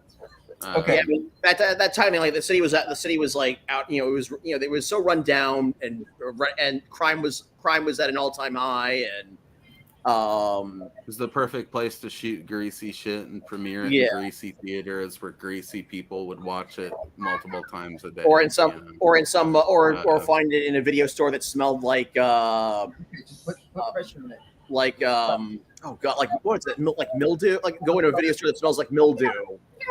And it always just smelled like popcorn and fucking depression to me, but actually, popcorn and mildew. I will say, I'll put it that way. There you go. Maybe that's the scent I was looking for, mildew. But yeah, I don't know. Our video store always smelled sort of like cardboard popcorn and I guess that. Yeah. Oh, okay. So sorry before my child interrupted. I apologize. I went to the red carpet premiere in New Orleans for Roger Corman's Fantastic Four. No shit. Yeah, with the director who's from here, and I sat down and chilled with him, and I actually got his autograph a bootleg Fantastic Four movie. Oh wow. Yeah, so it's like the only time a filmmaker will probably sign a bootleg of his film because the studio, fucked him over. So I mean, the whole thing was just made just to retain rights. Right. Yeah. This is unfortunate because I'll say this right now: the Roger Corman Fantastic Four, best Fantastic Four movie that there's ever been made. I will definitely say it's the most entertaining. It's definitely the most entertaining of the Fantastic Four. Except the Atari effects of Johnny Storm at the end. Other than that, and the balloon. Actually, I hope I hope someday that I can do a double feature of Roger Corman's Fantastic Four and the Batgirl movie. That would be a great. That's a dream double feature right there. For sure. Absolutely. Let's do it, dude. There's nothing saying that documentary is great too. Oh yeah, the Doom. Eventually, a Mac and Me discussion will be happening on this channel. I can assure you, it's going to be fucking magnificent. So if any of you guys want to ever do something like that, just hit me up. We'll fucking arrange it over here on the Schlockaholics channel. Because we're just good friends talking about bad movies. All right? Bad. obviously. Honestly, I'll make sure to get some McNuggets and a bag of Skittles for it. Oh yeah. Or Coca-Cola and Skittles. That's really what you got to rock. As you should. Combo. Actually, I would say Coke, Skittles, and some McNuggets, since the whole thing really is basically product placement. It was basically a commercial for McDonald's. So yeah, but they mentioned the Big Mac 3 times in the film, so I feel like that's what they wanted you to buy. You know what I mean? I will allow McNuggets, but if you come with the Big Mac to the Mac and Me discussion, you're top tier fucking talent right there. Definitely happening in the future, but I guess I don't know, man. I mean, we've basically covered the plot. So, what are your guys' favorite bits of this movie? Let's just kind of do a round robin thing with it. Cody, what's your favorite kill? We'll do favorite kills first.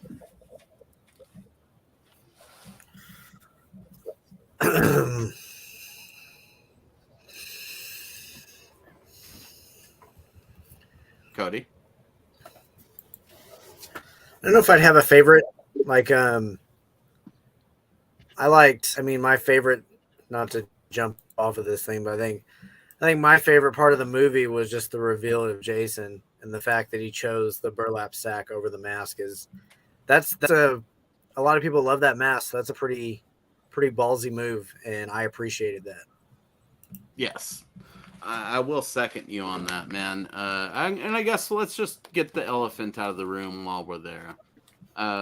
The mask would have been cool, but I love Bobby's fucking willingness to be like, you know what, fuck it. And I feel like there's several discussions where I've heard Bobby, like in the past, way before Victim No More was even a thing, talk about how he really loved the burlap sack. And I always did as well, because it sort of links Friday the 13th to like the town that dreaded sundown and shit, the Texarkana fucking serial killings that happened back in the day. So, and there's just something creepy about that.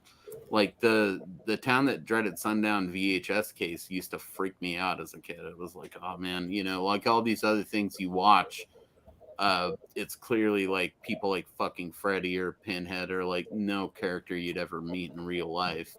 But that burlap sack with the eye holes cut in it and the whole, you know, town that dreaded sundown thing being a true story made it feel like that sack made it feel like somebody that could come to your house and actually fucking kill you. You know what I mean? yeah.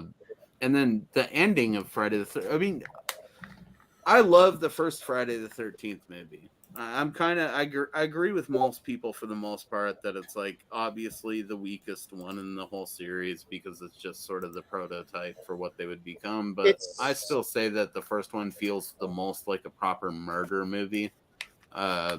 It's all mean-spirited and the kills seem real fucking real, and it's got this special quality to it. The same thing with the second one, that like from the third one onward, it gets a little bit more comic book, sort of like, you know, fantastically absurd. It has a different quality to it, you know what I mean? But those first two movies feel the closest to probably what they were inspired by, which is like Italian giallo films and actual murders, you know. So I have a huge soft spot for the burlap sack, and to see him go for that in this film, we didn't include a still of it. Every part of me wanted to put a gigantic still of him like in his full glory, but the movie just came out yesterday or whatever, so I'm not trying to spoil it for everyone. But I think we can all agree that the combination of it is pretty unique and cool. Yeah. Because I was going to say that James, the actor, James Taffarelli, who played Jason, he did post a picture of himself with the burlap sack on his Instagram. Well, I guess you're the best person to ask. It's out of the bag, no pun intended. I think the part where Jason pulls out his penis was amazing. It was a great scene. How funny would that have been if instead of his rib at that one kill, it was his cock that he pulled off, and then Jason just looks at it and then stabs him with his own cock, and then kind of looks at it afterwards like, oh, that's a bummer, because he kind of does look where the race to be. And that would have made so much more sense, especially with Bobby Heckman. You know, there's a part of Bobby that thought about making it his dick, just because he's so ingrained in the Chris Seaver stuff. So I was joking, but okay, you guys just went. I'm dead fucking serious, bro. If I made the movie, it probably would have been his dick. Well, you know what, Mo? Hilarious. I think Cody could agree, but I think you're gonna like my new film, Blamed, and that's all I'll say. Oh yeah, looking forward to covering them. By the way, I just wanted to mention, like, I know you're usually not interested in like any behind the scenes drama, but I will tell you the craziest. I wanted to let you know the craziest shit that happened the first day I was on set. I may have told you this story or not, but we're waiting. We're waiting to get into the park, into this park to film. This woman pulls over, because the park's like right off the highway. This woman pulls over, gets out of her car, and darts right across the highway, and asks us if we saw this guy who escaped from a nearby hospital. What? Yeah. What? Yo, I think they fucking with y'all. I think they were setting y'all up. Like that was a setup. No, like this woman didn't even know we were a film crew, and she just gets out and darts across the highway, asking if we saw this guy who escaped from a nearby mental. It happens. It happened here 3 weeks ago. So I mean, it happened here not long ago, and they ended up killing somebody. So yeah, it happens. Hey, it happened to me. I was the one that on the regular. And I remember she got her back in her car and left, and I'm like, what? Like, yeah, you're gonna have to check in soon, Jack. They're still looking for you. Was he the one that just said that? You know what? I'm actually not even lying to you. I know it's probably like TMI, but in 2018, I had a rough year, and I was in a facility, and I ran. I busted out of there. Like I like the idea of like Michael Myers. That would be pretty fucking sweet too. But Michael Myers in the first like Halloween movie, when he breaks out of the jail and he's like just in the hospital robe. I want to see that movie where it's him in the hospital robe with like various masks, because they also covered that he broke in. He stole the Shatner mask then. But the point is, him running around with that bare ass out the back of that fucking hospital gown is like something I've often envisioned. I would say him killing the mechanic. Yeah, basically, I'd like a movie that is everything leading up to that point. So it's just Michael with his bare ass out the back of that hospital gown, fucking running around like driving station wagons badly and just fucking motherfuckers up. And killing mechanics.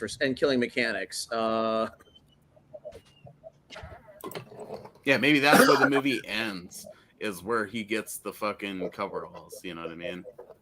That's the end of the fan film, is that. But the rest of it is just you, Forrest, maybe running around with your bare ass like in the fucking Halloween. Well, they I just think that's fucking hilarious. Like just running back and forth or climbing on cars with this.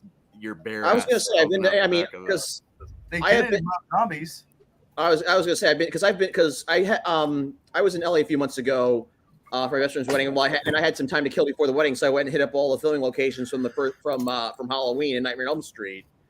And I also lived in Salt Lake City, Utah, where several of the Halloween sequels were filmed. So I probably could get. Yeah, there you go. Let's do it, bro. We'll fucking put it together.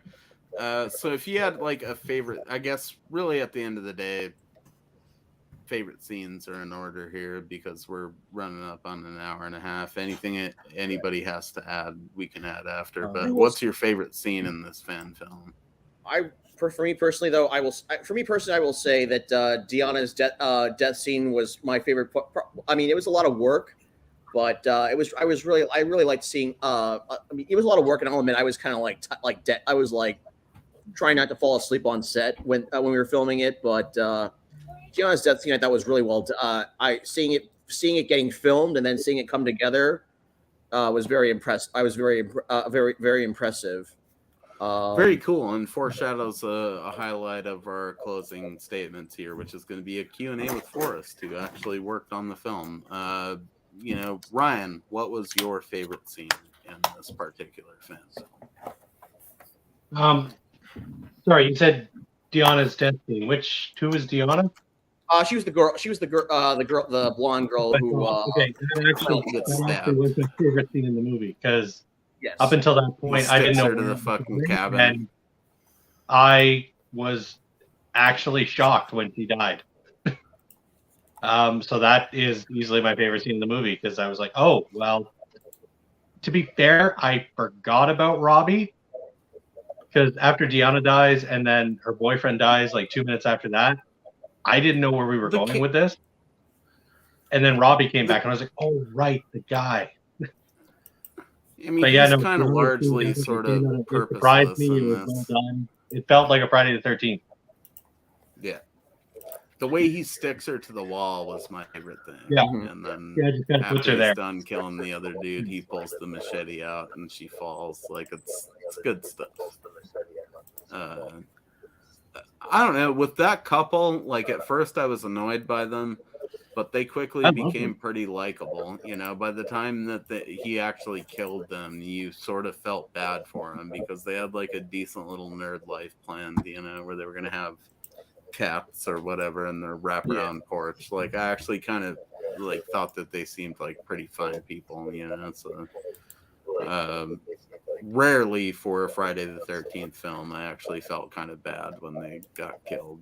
It was obvious it was coming, but I wasn't this shocked at the death since Janet Leigh and Psycho. What do you guys think about the effects in practice as the film? Well, I guess we'll talk about that afterwards. So what about you, Jack? What was your favorite scene in the film? Okay, my favorite scene in the film, I mean, I don't really know if I have one. I really hit on the one scene that kind of threw me off, and I do like when films do that. I think it was the confusion of the mask and the burlap mask. That's probably my favorite. I like mask. Hello. So I would have loved to see the hockey mask, at least someone's version of it. I think, they pretty much like copyrighted using a damn hockey mask in anything because it's automatically associated with the Jason brand and Friday the 13th. So I would have loved to seen an original mask. That's all. I thought it was brilliant that they took it back to the sack because like I mentioned earlier, it's a super bold choice. Everybody that watches something like this expects Jason to look a certain way. I got to give Bobby all the credit in the world for having the balls to be like, yeah, you know what? Fuck that. We're going like old school with but with, he went new school with the design of the body. He looks like the disgusting creature from the lake that we know Jason as now, as opposed to like just some dude in Wranglers and a button up with a hockey mask like he was in the first 4 movies. He looked great. They do it. I love that it's like the two gnarliest Jason looks combined. I love the nod to the simplicity and that he chooses the sack. Because when you think about it, dude, the mask probably is not as good for him like living out in the elements. But when you look at the way the mask is tied on his face in this one, it definitely looks like something that would be better out in the woods, And he only really needs the one eye hole anyways, because he only has the one good eye. Yeah. I thought that the way that it was doctored up looked really cool. It looked like, I don't know if you can correct me if I'm wrong, Forrest, but it looked like kind of a combination of like cloth and latex and paint. Yeah. And like they made it look fucking like real pliable around the sides, but in the front it definitely still had that sort of mask-like appearance to it. Pretty much. We had to be really careful handling it. So it wouldn't fall. So it wouldn't get crushed. Right. Yeah, That's pretty Cody, what are your thoughts on the look of to use the sack instead of the mask? We've only really heard from me and Jack on this, but what are the rest of your guys' thoughts? Starting with you, Cody. I loved it. I thought it looked great. Like it's kind of, I would say with how Jason looked, it's kind of a nod to a few different movies. So it's kind of, there's something for everyone. Yeah. But I mean, as far as not knowing much about fan films, like he looked a lot better than I thought he was going to. Like he looked great. He looked fucking fantastic. Even if he had just been in the mask, it still would have looked fantastic because the job that they did on his body was dope. Right. But I thought that the mask looked especially, or the sack, I guess, they did a good job of making it still look good, you know. Yeah, It for didn't sure. look like just a potato sack on his head. Like if he threw the sack on his head, and you know, it looked like he almost like went and weathered it himself to make it more wearable, you know. Because when you Right. first see it, it's like this pristine little potato sack, you know. But then he takes it and makes it his own and puts the eye hole in it. I guess the only issue I had with the entire movie in terms of the mask and the way his face was when he's like all squinty during that one scene, but I'm sure we'll talk about that. Brandon, what did you think of the mask and the choice to use the sack instead of the mask? Oh, I mean, I thought, for instance, when he was choosing between the mask and the sack, I thought it was hilarious when he grabbed the sack. But I do think it looks good on him. I've always considered the second movie Jason to be one of my favorite, other than NES Jason. Some about that purple look that's like, always gives a smile to my face. But I also liked, and of course, going back to favorites, my favorite would have been that kill with the rib. Yes, exactly that, Jason. When I played that Friday the 13th game for the brief time it was out and about, I ended up always playing as video game Jason when I came up as Jason. It just was fun. That game is actually one of the first games I ever got for the NES. Yeah, it's Oh wow. not the That same game is we're actually talking about, really but yeah, all the Friday the 13th games have been done. I actually, The only reason the first one sucks is if you don't know how to play it, which is understandable because it's bizarre. But once you learn it, it's actually I would say- pretty dope. I was gonna say, you probably if you have a Game Genie, it makes playing that game a lot more pleasant. You don't That really actually- need a game that was genie. a You just highlight need of a the mirror for certain parts and patience. So on to you, Forrest. What do you think? I mean, we've talked to you about how it was done, but what do you think about the choice to use the sack instead of the mask and all that? I think I did mention this earlier because I was a little bit surprised. I wasn't because at first I wasn't. I was kind of skeptical about like that Bobby was going to was opting for the bag instead of the mask or instead of the hockey mask. But overall when I got to set and saw like James in the full costume, I was quite impressed. I was quite impressed that it still looked he still looked very intimidating.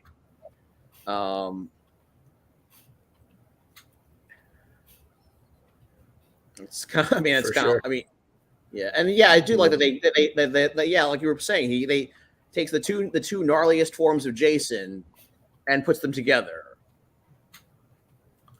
Between the bag head and between the bag and the decayed new blood look.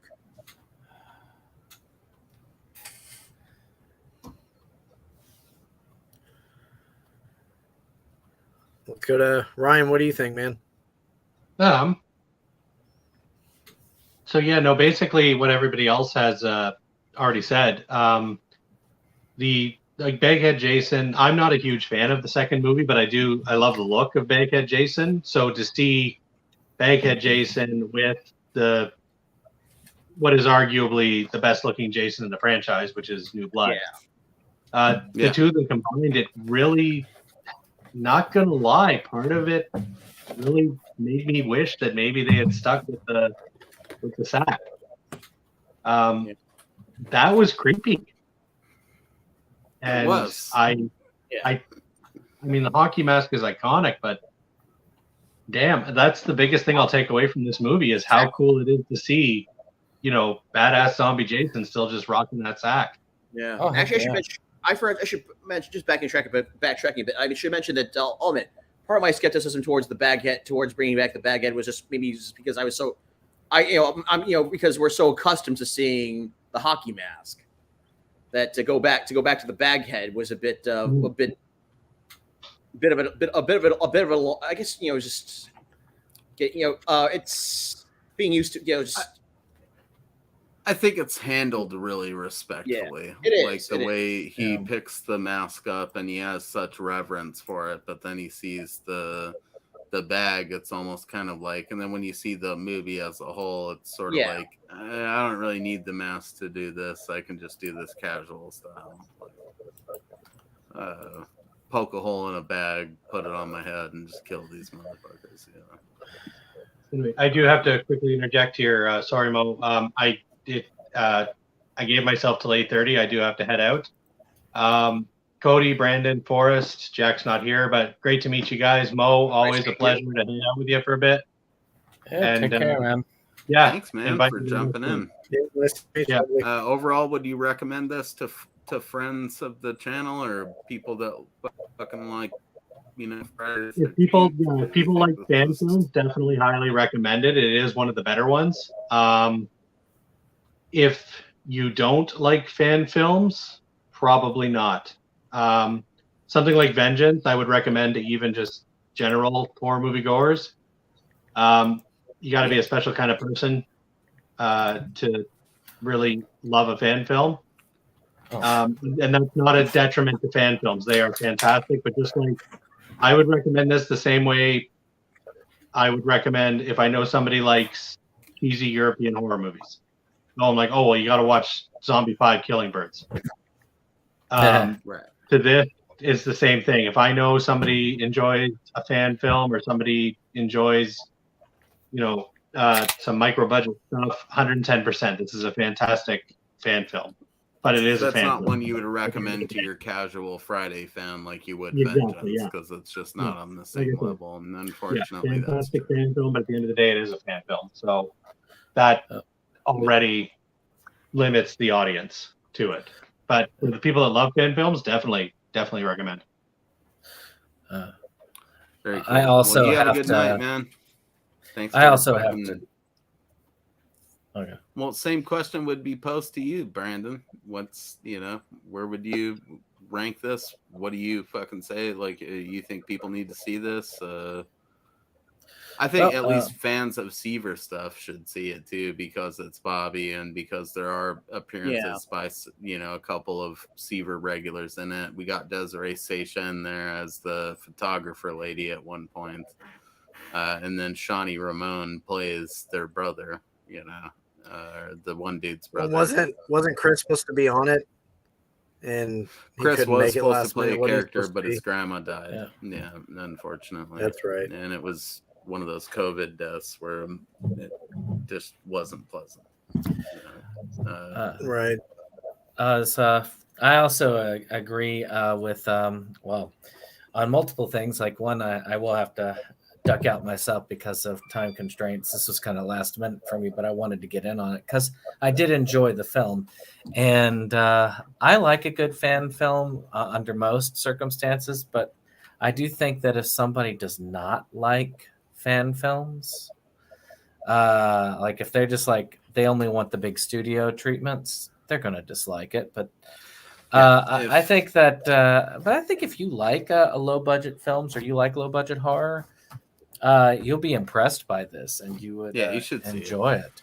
I think it would be worth seeing. I think it's just for those. I think it might not be for those who want like the full polish. There's only a few exceptions on the fan films that could do that if they want that level. Like I do think Vengeance comes across as one that you could present as a legit film in the series, and people would go, "Oh yeah, This one I think is close. This one comes very close. It doesn't quite meet the mark, but it's if it was still longer, had more kills Yeah. and more production, it could have been in the quality in the same running as Vengeance. But it's mid tier, and respect. It's just basically Bobby's love letter to the franchise. Yeah. I don't think that he was necessarily trying to make it like the same thing Vengeance was doing. Yeah. No, there's some you're saying, this is definitely a love letter. Whereas, like, I know from what I understand, there are some guys in the Friday the 13th fan film community who take it a little more, who take it more serious. When you see Vengeance, if you haven't already, I think you're gonna fall in the same category as me and Brandon and a lot of these other motherfuckers, where it's like Vengeance is basically a canon film as far as most of us are concerned. Wait, canon like canon to the continuity? It might as well be the new Friday the 13th. or at least with quality. Oh, no, I was gonna ask like if you were referring to like canon to like Golan and like canon like Golan and Globus. No, it's canon on all levels, and also probably as good or better than the remake that we got. But not every fucking fan film can get that many donations on the GoFundMe or whatever. Yeah. So, Indiegogo. Bobby's is a great one, but it's not, in that same tier as shit like that, because he didn't have the money to do that. Had he had the money to do it, I'm sure he would have done much more. Well, it has been a pleasure, guys. Thank you for hanging out, man. And it's good to meet you, Jack. I will say I have not seen the first Paranormal tapes, but I have seen the. I have seen the one of the later ones. I think you're referring to a different franchise when you say. Oh, not Paranormal. No, he meant Paranoia. Paranoia tape. Sorry. I've been dealing with it for 10 years. It's cool, man. I fuck with everybody. But I did like the couple later ones that I ended up seeing, so I plan on going back now because there was a huge delay between the one that had the compilation of them and the ones that I originally ordered. So gonna be fun. I'm gonna have to do like an all-nighter of that. So y'all have a great evening. Bye bye. YouTube. See you, Brandon. So who's final impressions have we not got here on the film? Or anything else you'd like to add? I mean, what was your favorite moment making it for us? I know that you got to interact with some cool people. As we talked about, obviously, you spent some good time with Catherine Mary Stewart. You spent a lot of time with Bobby, though, too, I would imagine. I mean, he was. I mean, he is the writer. He is the writer director of this. It's his baby. You guys ever talk any Seaver shit while you were doing it? I think we might have. I'm pretty sure we did. Because Chris Seaver. I knew who he was years before I met Bobby, but I still to this very day have never watched any of his movies. I think, although I know, oh my god, I know Dave sent me like a whole file of them. Wow. Folder of them. So I have to go watch. So I have to go like one day to take some time because I'll admit when I'm not working at like my day job, because I work from home, I am just not home at all.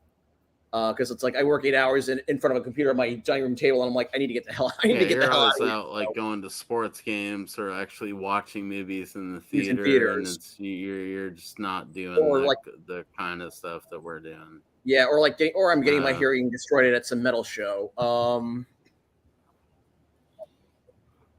I'm working on doing that again soon, but I would say, I would say I'm on set, or I'm on set actually making a movie. So I'm trying to get into that with Joe. I'm working on figuring out how to like actually introduce the idea of me just sort of interning on his sets or like helping out. Yeah.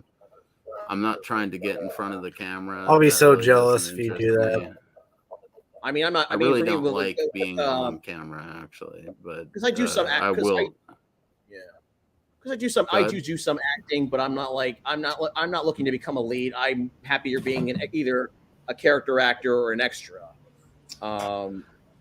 Yeah, I'm more into learning things about like how to make movies while Yeah. helping to make movies. I mean, if they Exactly. want to throw me in there, if they need to throw me in there as like a scene, then yeah, sure, I'll do it. You, I mean, if you Joe know, asks me to be in the movie, I'm not going to say no, but I need Yeah. I'm I not need a also there replacement for trying Uncle to Saul. get that, you know. What? I need a replacement for Uncle Saul, Mo. So if you want to, you know, change actors and help me out, because man, working with Uncle Saul character. What's That wrong with Cody though? Cody's doing fine. I like his beard. As long as you set the bar low, you'll do better than I ever did. Yeah, I can't grow a beard, so I'm not a good uncle character. But I'd gladly become cousin Saul or something like that. Yeah, I could help Cody You can present be that nephew stuff. Mo. Yeah, it'd be more of a volatile, like violent presence while he's presenting them. You know, like maybe I got a So- skull or like a human that I'm about. So you're to telling me if Joe's not, you're telling me if Joe's not like, hey, I need you to hop on a scene with Rocky Mountains, you're not going to jump all over that. Oh. That's your character, bro. I'm not gonna jump into anything you're doing. No, I mean we're talking about Sherlock, Roxy Mountains. Oh well, if he needed it, yes, then I would do it.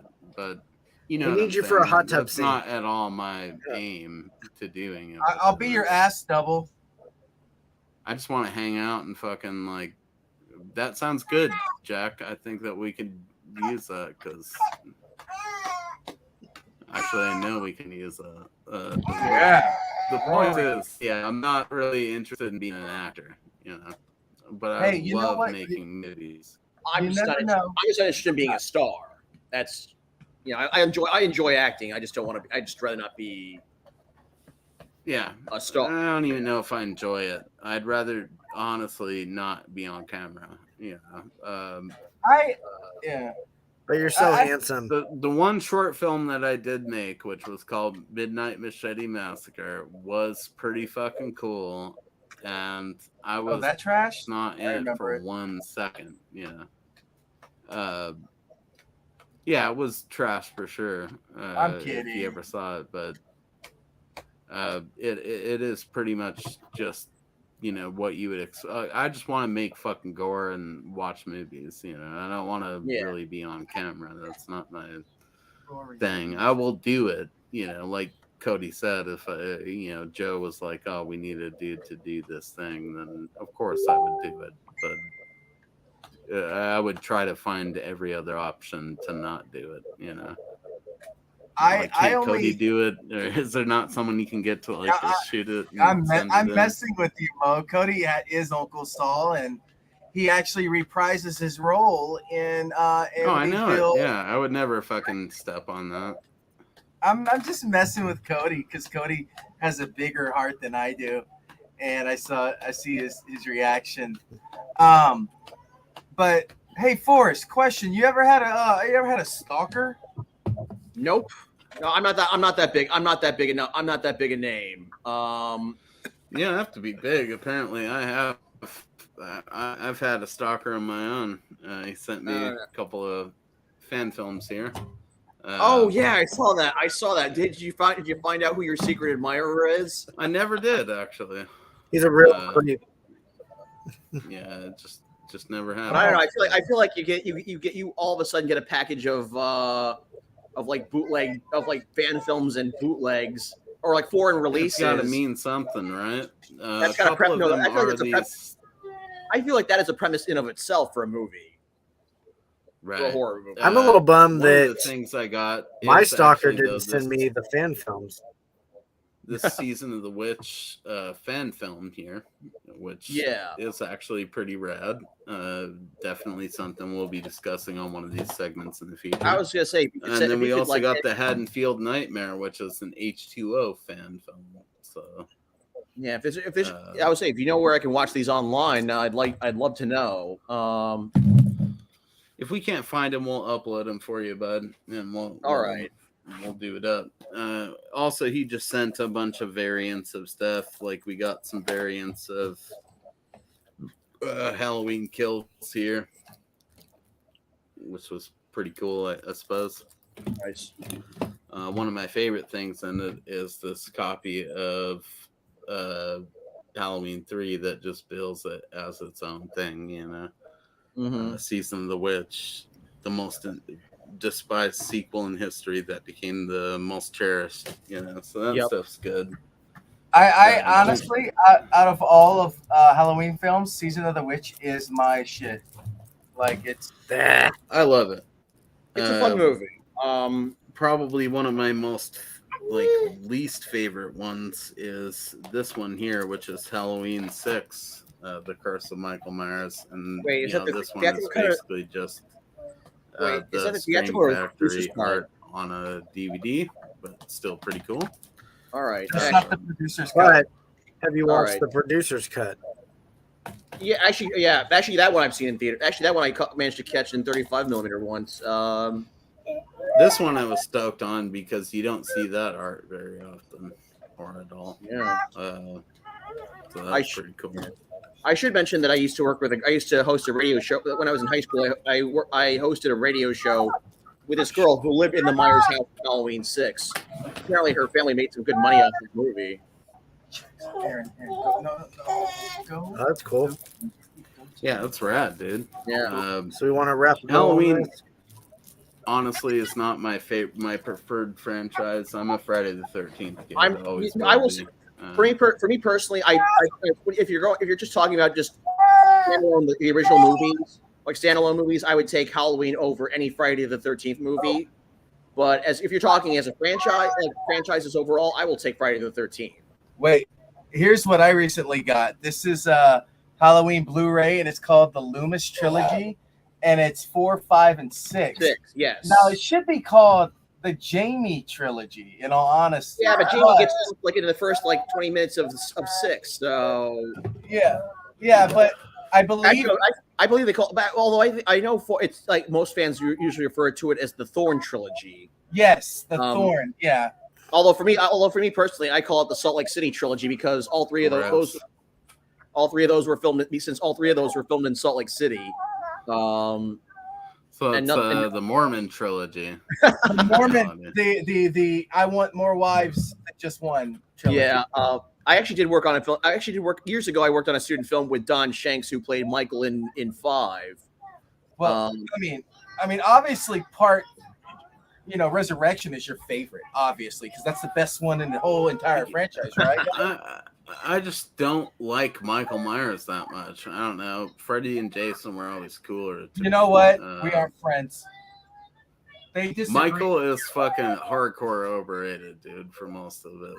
It's and a guy with a hockey mask isn't. The claws are coming out. No, The not knife. really, I mean, the knife. because No, the knife. The knives are delivering coming every out. time.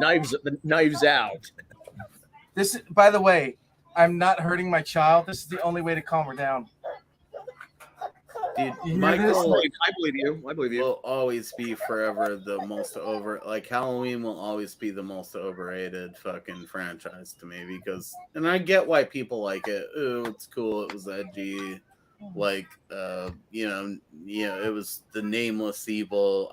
I love Halloween for the first 2 movies, and then I guess 4 and 5, but after that it just becomes a joke. Whereas Jason was always a joke, so They just didn't roll bother me as much. Yeah. Man, What's that? I'm sorry. I have. What were you saying, Forrest? I'm sorry. I'll go mute. Oh god, now I try to lost my train of thought. Jason was always fantastical garbage. Yeah. It was never predicated on anything that was real. So it was just sort of all right, this is just kind of what they do every year with this thing.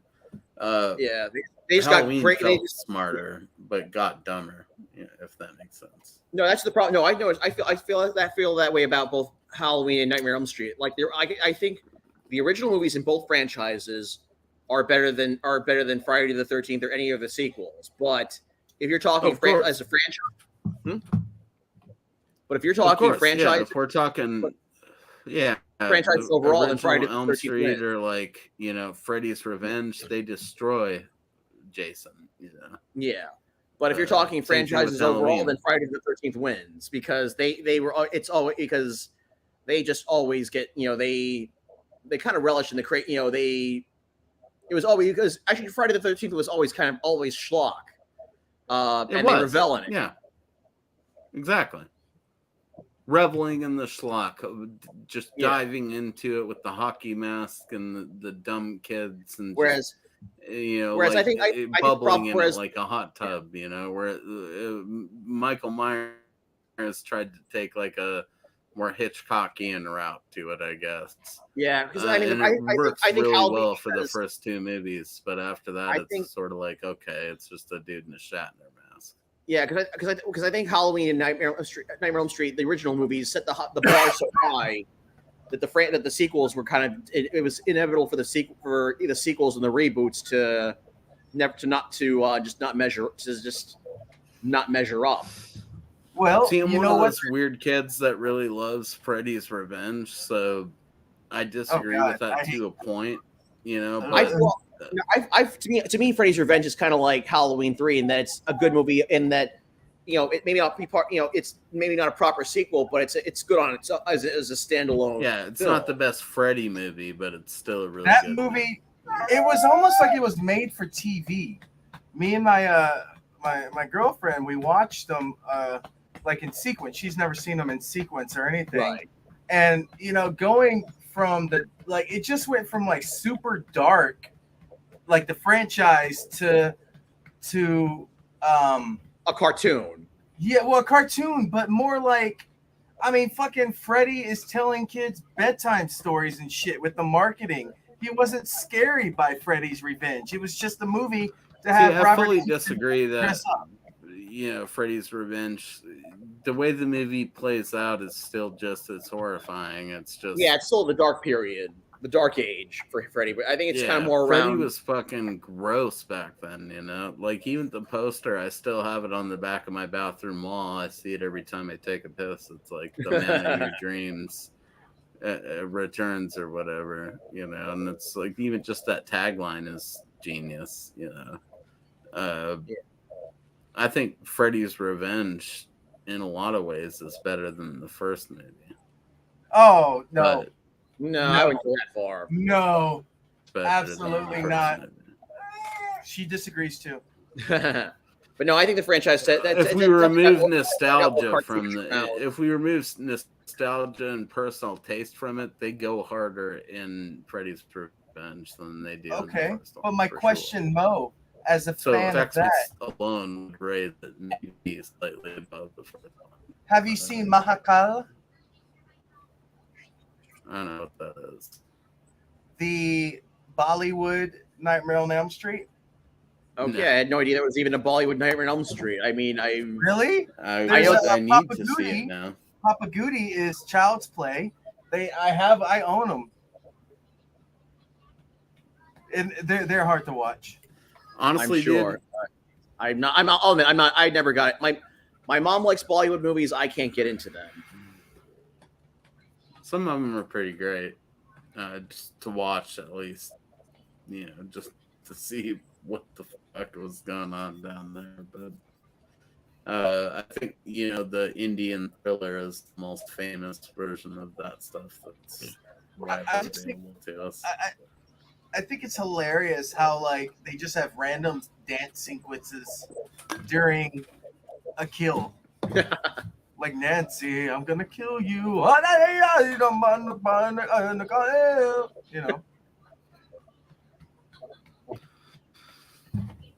Well, to close this out, I think it's only fair that we share our final thoughts on this fan film.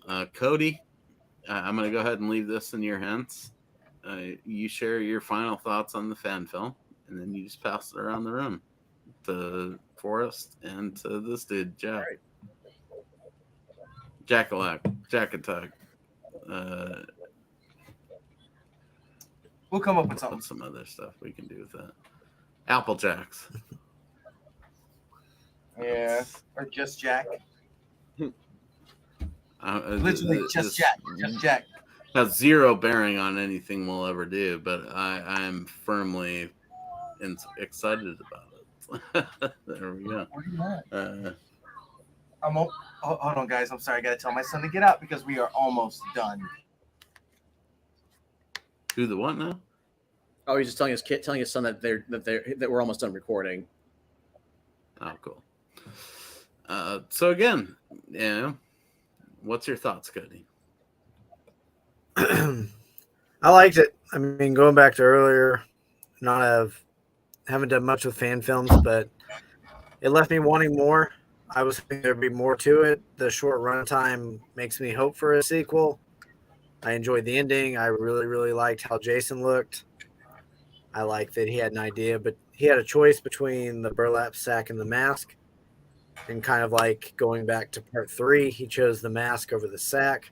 Now he's going back to, I think I like this better. I'd rather do this. But overall, I really enjoyed it. It was very well made, looked good, did not look like a cheap movie, didn't look like a fan film. Like it looked professionally done, and I enjoyed it. Mm-hmm. I'm glad you did, Cody. I'm glad you did. That means a lot. I mean, even though it's not, wasn't my movie, like I'm not my creation, but as someone who worked on it, I'm glad that it connected, that it resonated with you.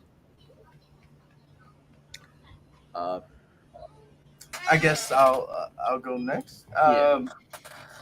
I thought it sucked. No, I'm kidding. No, Forrest. I thought it was well done. I obviously, like I've stated, I know what goes into making those films. I know what goes into cinematic and found footage, found footage is what I'm known for. But I thought it was done very well. Some of the acting was but I mean, it's a fan film. You gotta suspend disbelief to enjoy a lot of these. And it's kind of like how Hollywood made us suspend disbelief that Halloween 2 through 9 never existed. So it's kind of, you have to separate. I guess you have to separate continuity. And I hate doing it. I really do. But I had to for this, and I really enjoyed it. That's why, I was confused with where he was going with.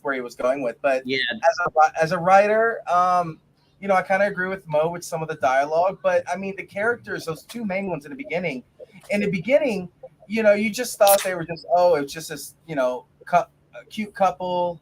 And next thing you know, boom, they're going to die. But you actually start relating to them. Mm-hmm. And me, I have a girlfriend and 3 kids, and how they're talking about getting dogs and stuff moving in together. That's real. That's up to day and age. I thought it was done very well in that sense. I can't say the only thing I didn't like, and Cody and maybe Mo catch on to why I really cannot stand long intro credits.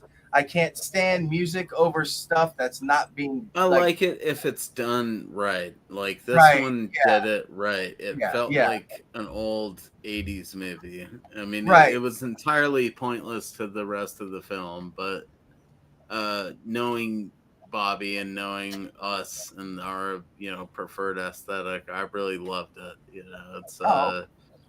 It's like a cool, really feels like an 80s movie for like the first 5 minutes of it, because it's all that intro sequence. And but I just don't like you would almost, if you just put this on for someone, they would never know it was a Friday the 13th movie until that kid finally talks about it, which is pretty cool. I think that's kind of what they were going for, where it's like, I think I've honestly never seen any other 13 fan film.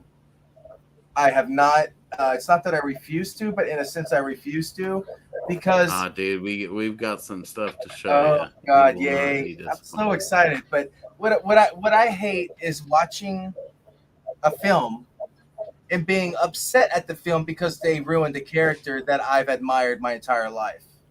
Mm-hmm.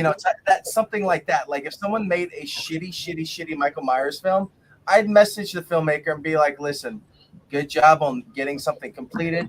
don't fucking do that again. You know, I'd be that. I don't brutal. even know if I care enough to do that. I mean, it's like they tried, you know, in their Yeah. hearts, that was what they did. You know, Yeah. like who cares? It's I don't not know, I like feel- we have to deal with it being, you know, having fucking shit at Spirit Halloween next summer or something. It's an unofficial thing. Like, I feel you on that, you know, where it's like if I dislike a fan film, usually I strongly dislike it. Where it's like this was dumb, you know. But if it's, you know, sort of middle ground or good, I don't really care. But there's really no Even this or even like Vengeance, as much as I love it, like at the end Sure. of the day, I have to talk about it with you guys to even remember that exists. Yeah. So Wait, I I'm what kinda is- need- obviously not going to be like I- championing it in a box set in the future or something. Oh. Yeah, I'm gonna need to go down. I'm gonna need to start going down that whole fan film rabbit hole myself. Scream Legacy, guys. Scream Legacy. If you're a fan of the original film, which I mean, they're all good. Some has their ups and downs. Scream Legacy, bro, does it. Yeah, I've heard Scream Legacy's real good. That fucking fan film I always forget to watch is supposed to be real good too. You know, several of the Friday ones are good. Yeah. I mean, Now, the good Star fan Wars- films come and go, but you know, I I think should- it largely good. Sorry. I should mention that with Victim No More, and also with a few Friday the 13th fan films I've seen, I try not to get too bogged down in continuity, like I would the main franchise, like the official movies. Yeah, they're fan Only films. because So who I sort of cares? feel like they're fan films. Also, I sort of feel like they kind, you know, that with the fan films, you gotta treat them like, you know, like at this point, Jason's kind of just like, you know, he's kind of like a crypto, like a sass, like Bigfoot or like some sort of Yeah. legend, like a mythical creature, where They everybody's kind of got their touch own- on it in this movie too, where they talk about how like maybe it is fucking, you know, Jason, but it could just be other guys that put the mask on and killed people as well. So you don't. I really like know. that writing right there. I did enjoy that. So good job on him. Because I think Yeah. there's something about that happening with Halloween Ends. We don't know yet, but I think there's something. I hope to God they don't pull a Jason 5 on us. I will be fucking livid. I think I would It's love looking it that way. because it's just It's a looking cool that way way. to foreshadow the, you know, like copycat element of it. Because if Jason was a real thing, for sure there would be people that would copycat it. You know? Oh, absolutely. Just to get that fame, just to get those numbers up. Yeah. So But good job for us. You guys did a great job. Oh, thank you. Yeah, really enjoyed it. Well done. If you don't know who I am Indeed. and I'm giving you a compliment, just Google me or ask Mo. He'll tell you. Sure. well, this is our friend Jack Hunter the Second, I think it is. Yeah. Yeah, he's known to wrestle an indie film from now on again into submission, and Yes. you've been doing pretty good for yourself, man. You guys just went over there, you and our buddy right here. Cody. Yeah, and you guys went and like made, what was it, 3 movies in a week? It was yeah, we were, so it was originally going to be 4 films in 6 days, I think it was, and features, by the way, and we actually filmed 4 movies. Because we had the documentary kind of behind the scenes stuff as one, but yeah, it ended up being like, with the way some of the stuff on set happened, we have to turn like one of those into a short, but we're gonna make a feature of that eventually. But I think the most fun that we've had, me and Cody, Shit, was we probably lose on. Jack? No, I'm still here. Can you hear me? Well, you were talking, man. I Oh. had an internet dip, so I kind of muted my Oh. mic and shit. Oh yeah, here, I'll turn mine up real quick. Okay, so I God, see, I think the most fun me and Cody had was doing Amityville, and honestly, like out of that whole week, what I really enjoyed, Mo, was helping his son Blaze find like his horror filmmaking. Like he got horror filmmaking 101 all week with me, you know, him and Cody. You know, it was a It great. looked like they had a great time. Oh man, we had a blast. You know, Cody snoring all night, me not sleeping. I fucking loved it. Did you ever at any point run your fingers through his beard? Because that's I cannot confirm nor deny that due to pending investigations and allegations from the just send Tudor me the family. raw footage later, okay? Okay, yeah, definitely, I got you. That's what it's all about, though, bro. It's like, okay, Forrest got to go out and hang out with Bobby Heckman to do this awesome movie. You know, you guys all got to go out and hang out and do that stuff. I mean, I think at the end of the day, as long as this stuff has the passion in it that it clearly does, it registers a firm like 4 out of 5 stars, or 4 out of 10 stars, maybe. On the film itself, like a grand bill. Like, it's, you know, I like it, but I don't love it. It's pretty fucking fun.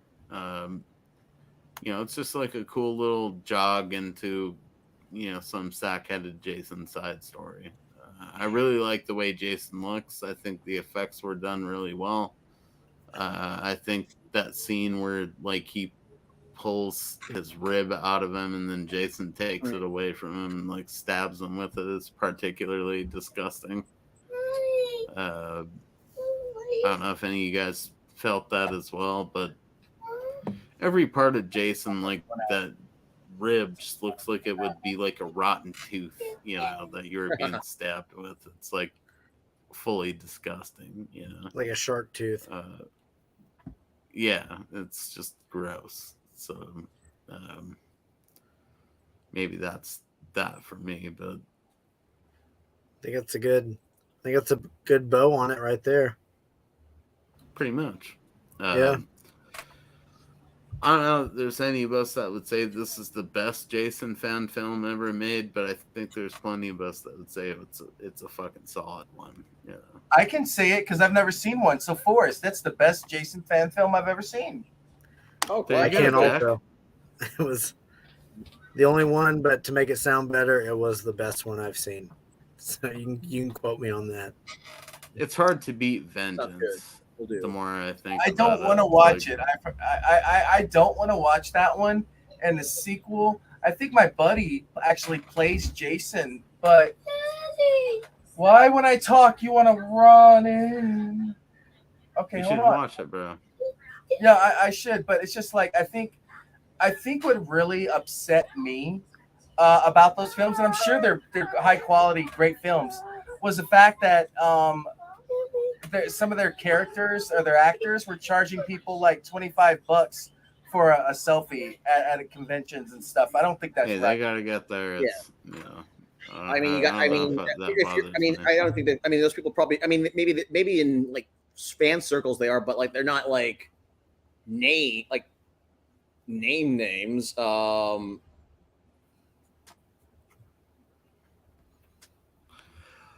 I'm not an autograph dude, so it's not something I really have experience with. It mostly seems like a waste of time to me.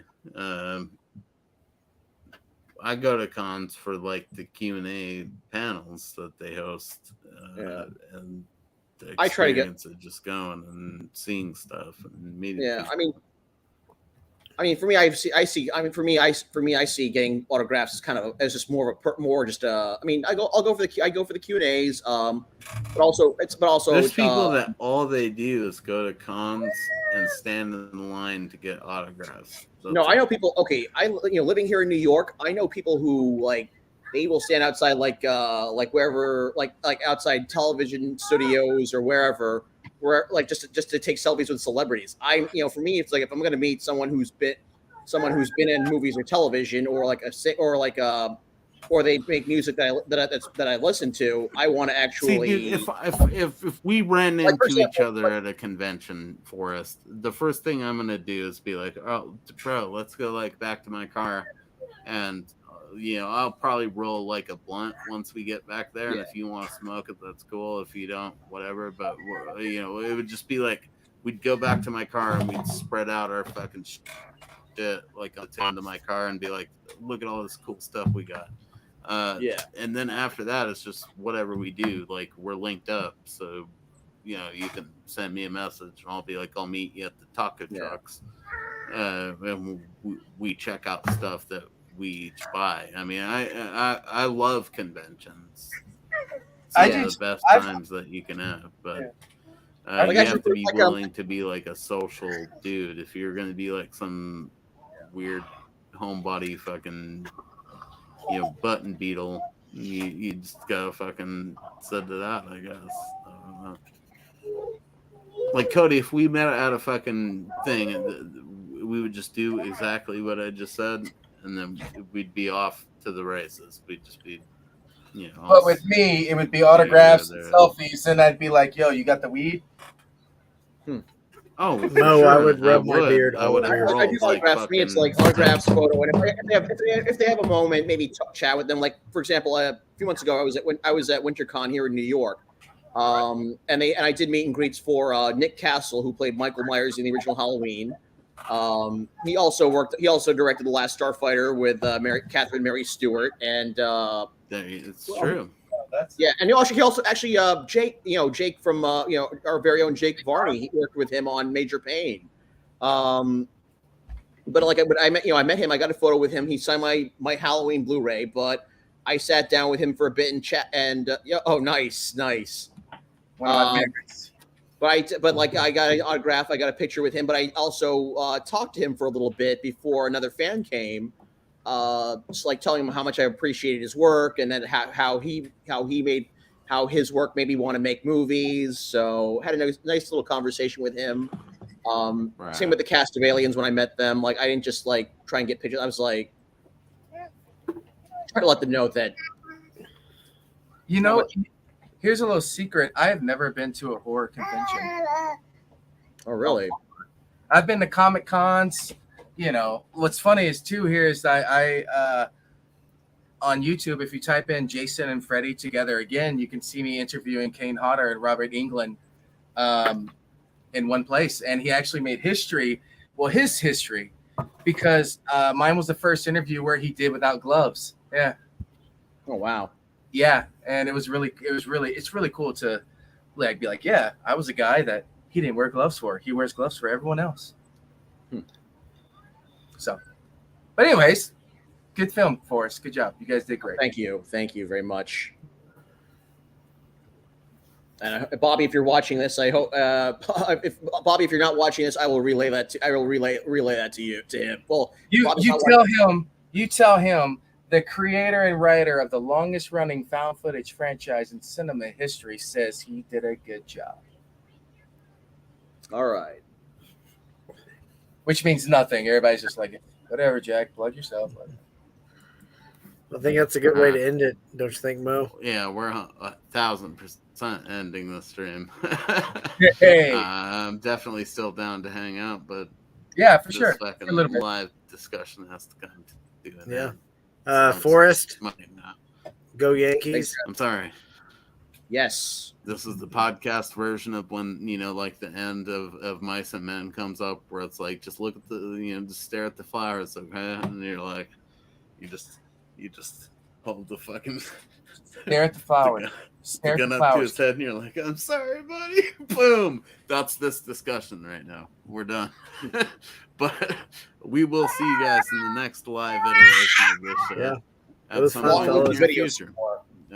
So, yeah.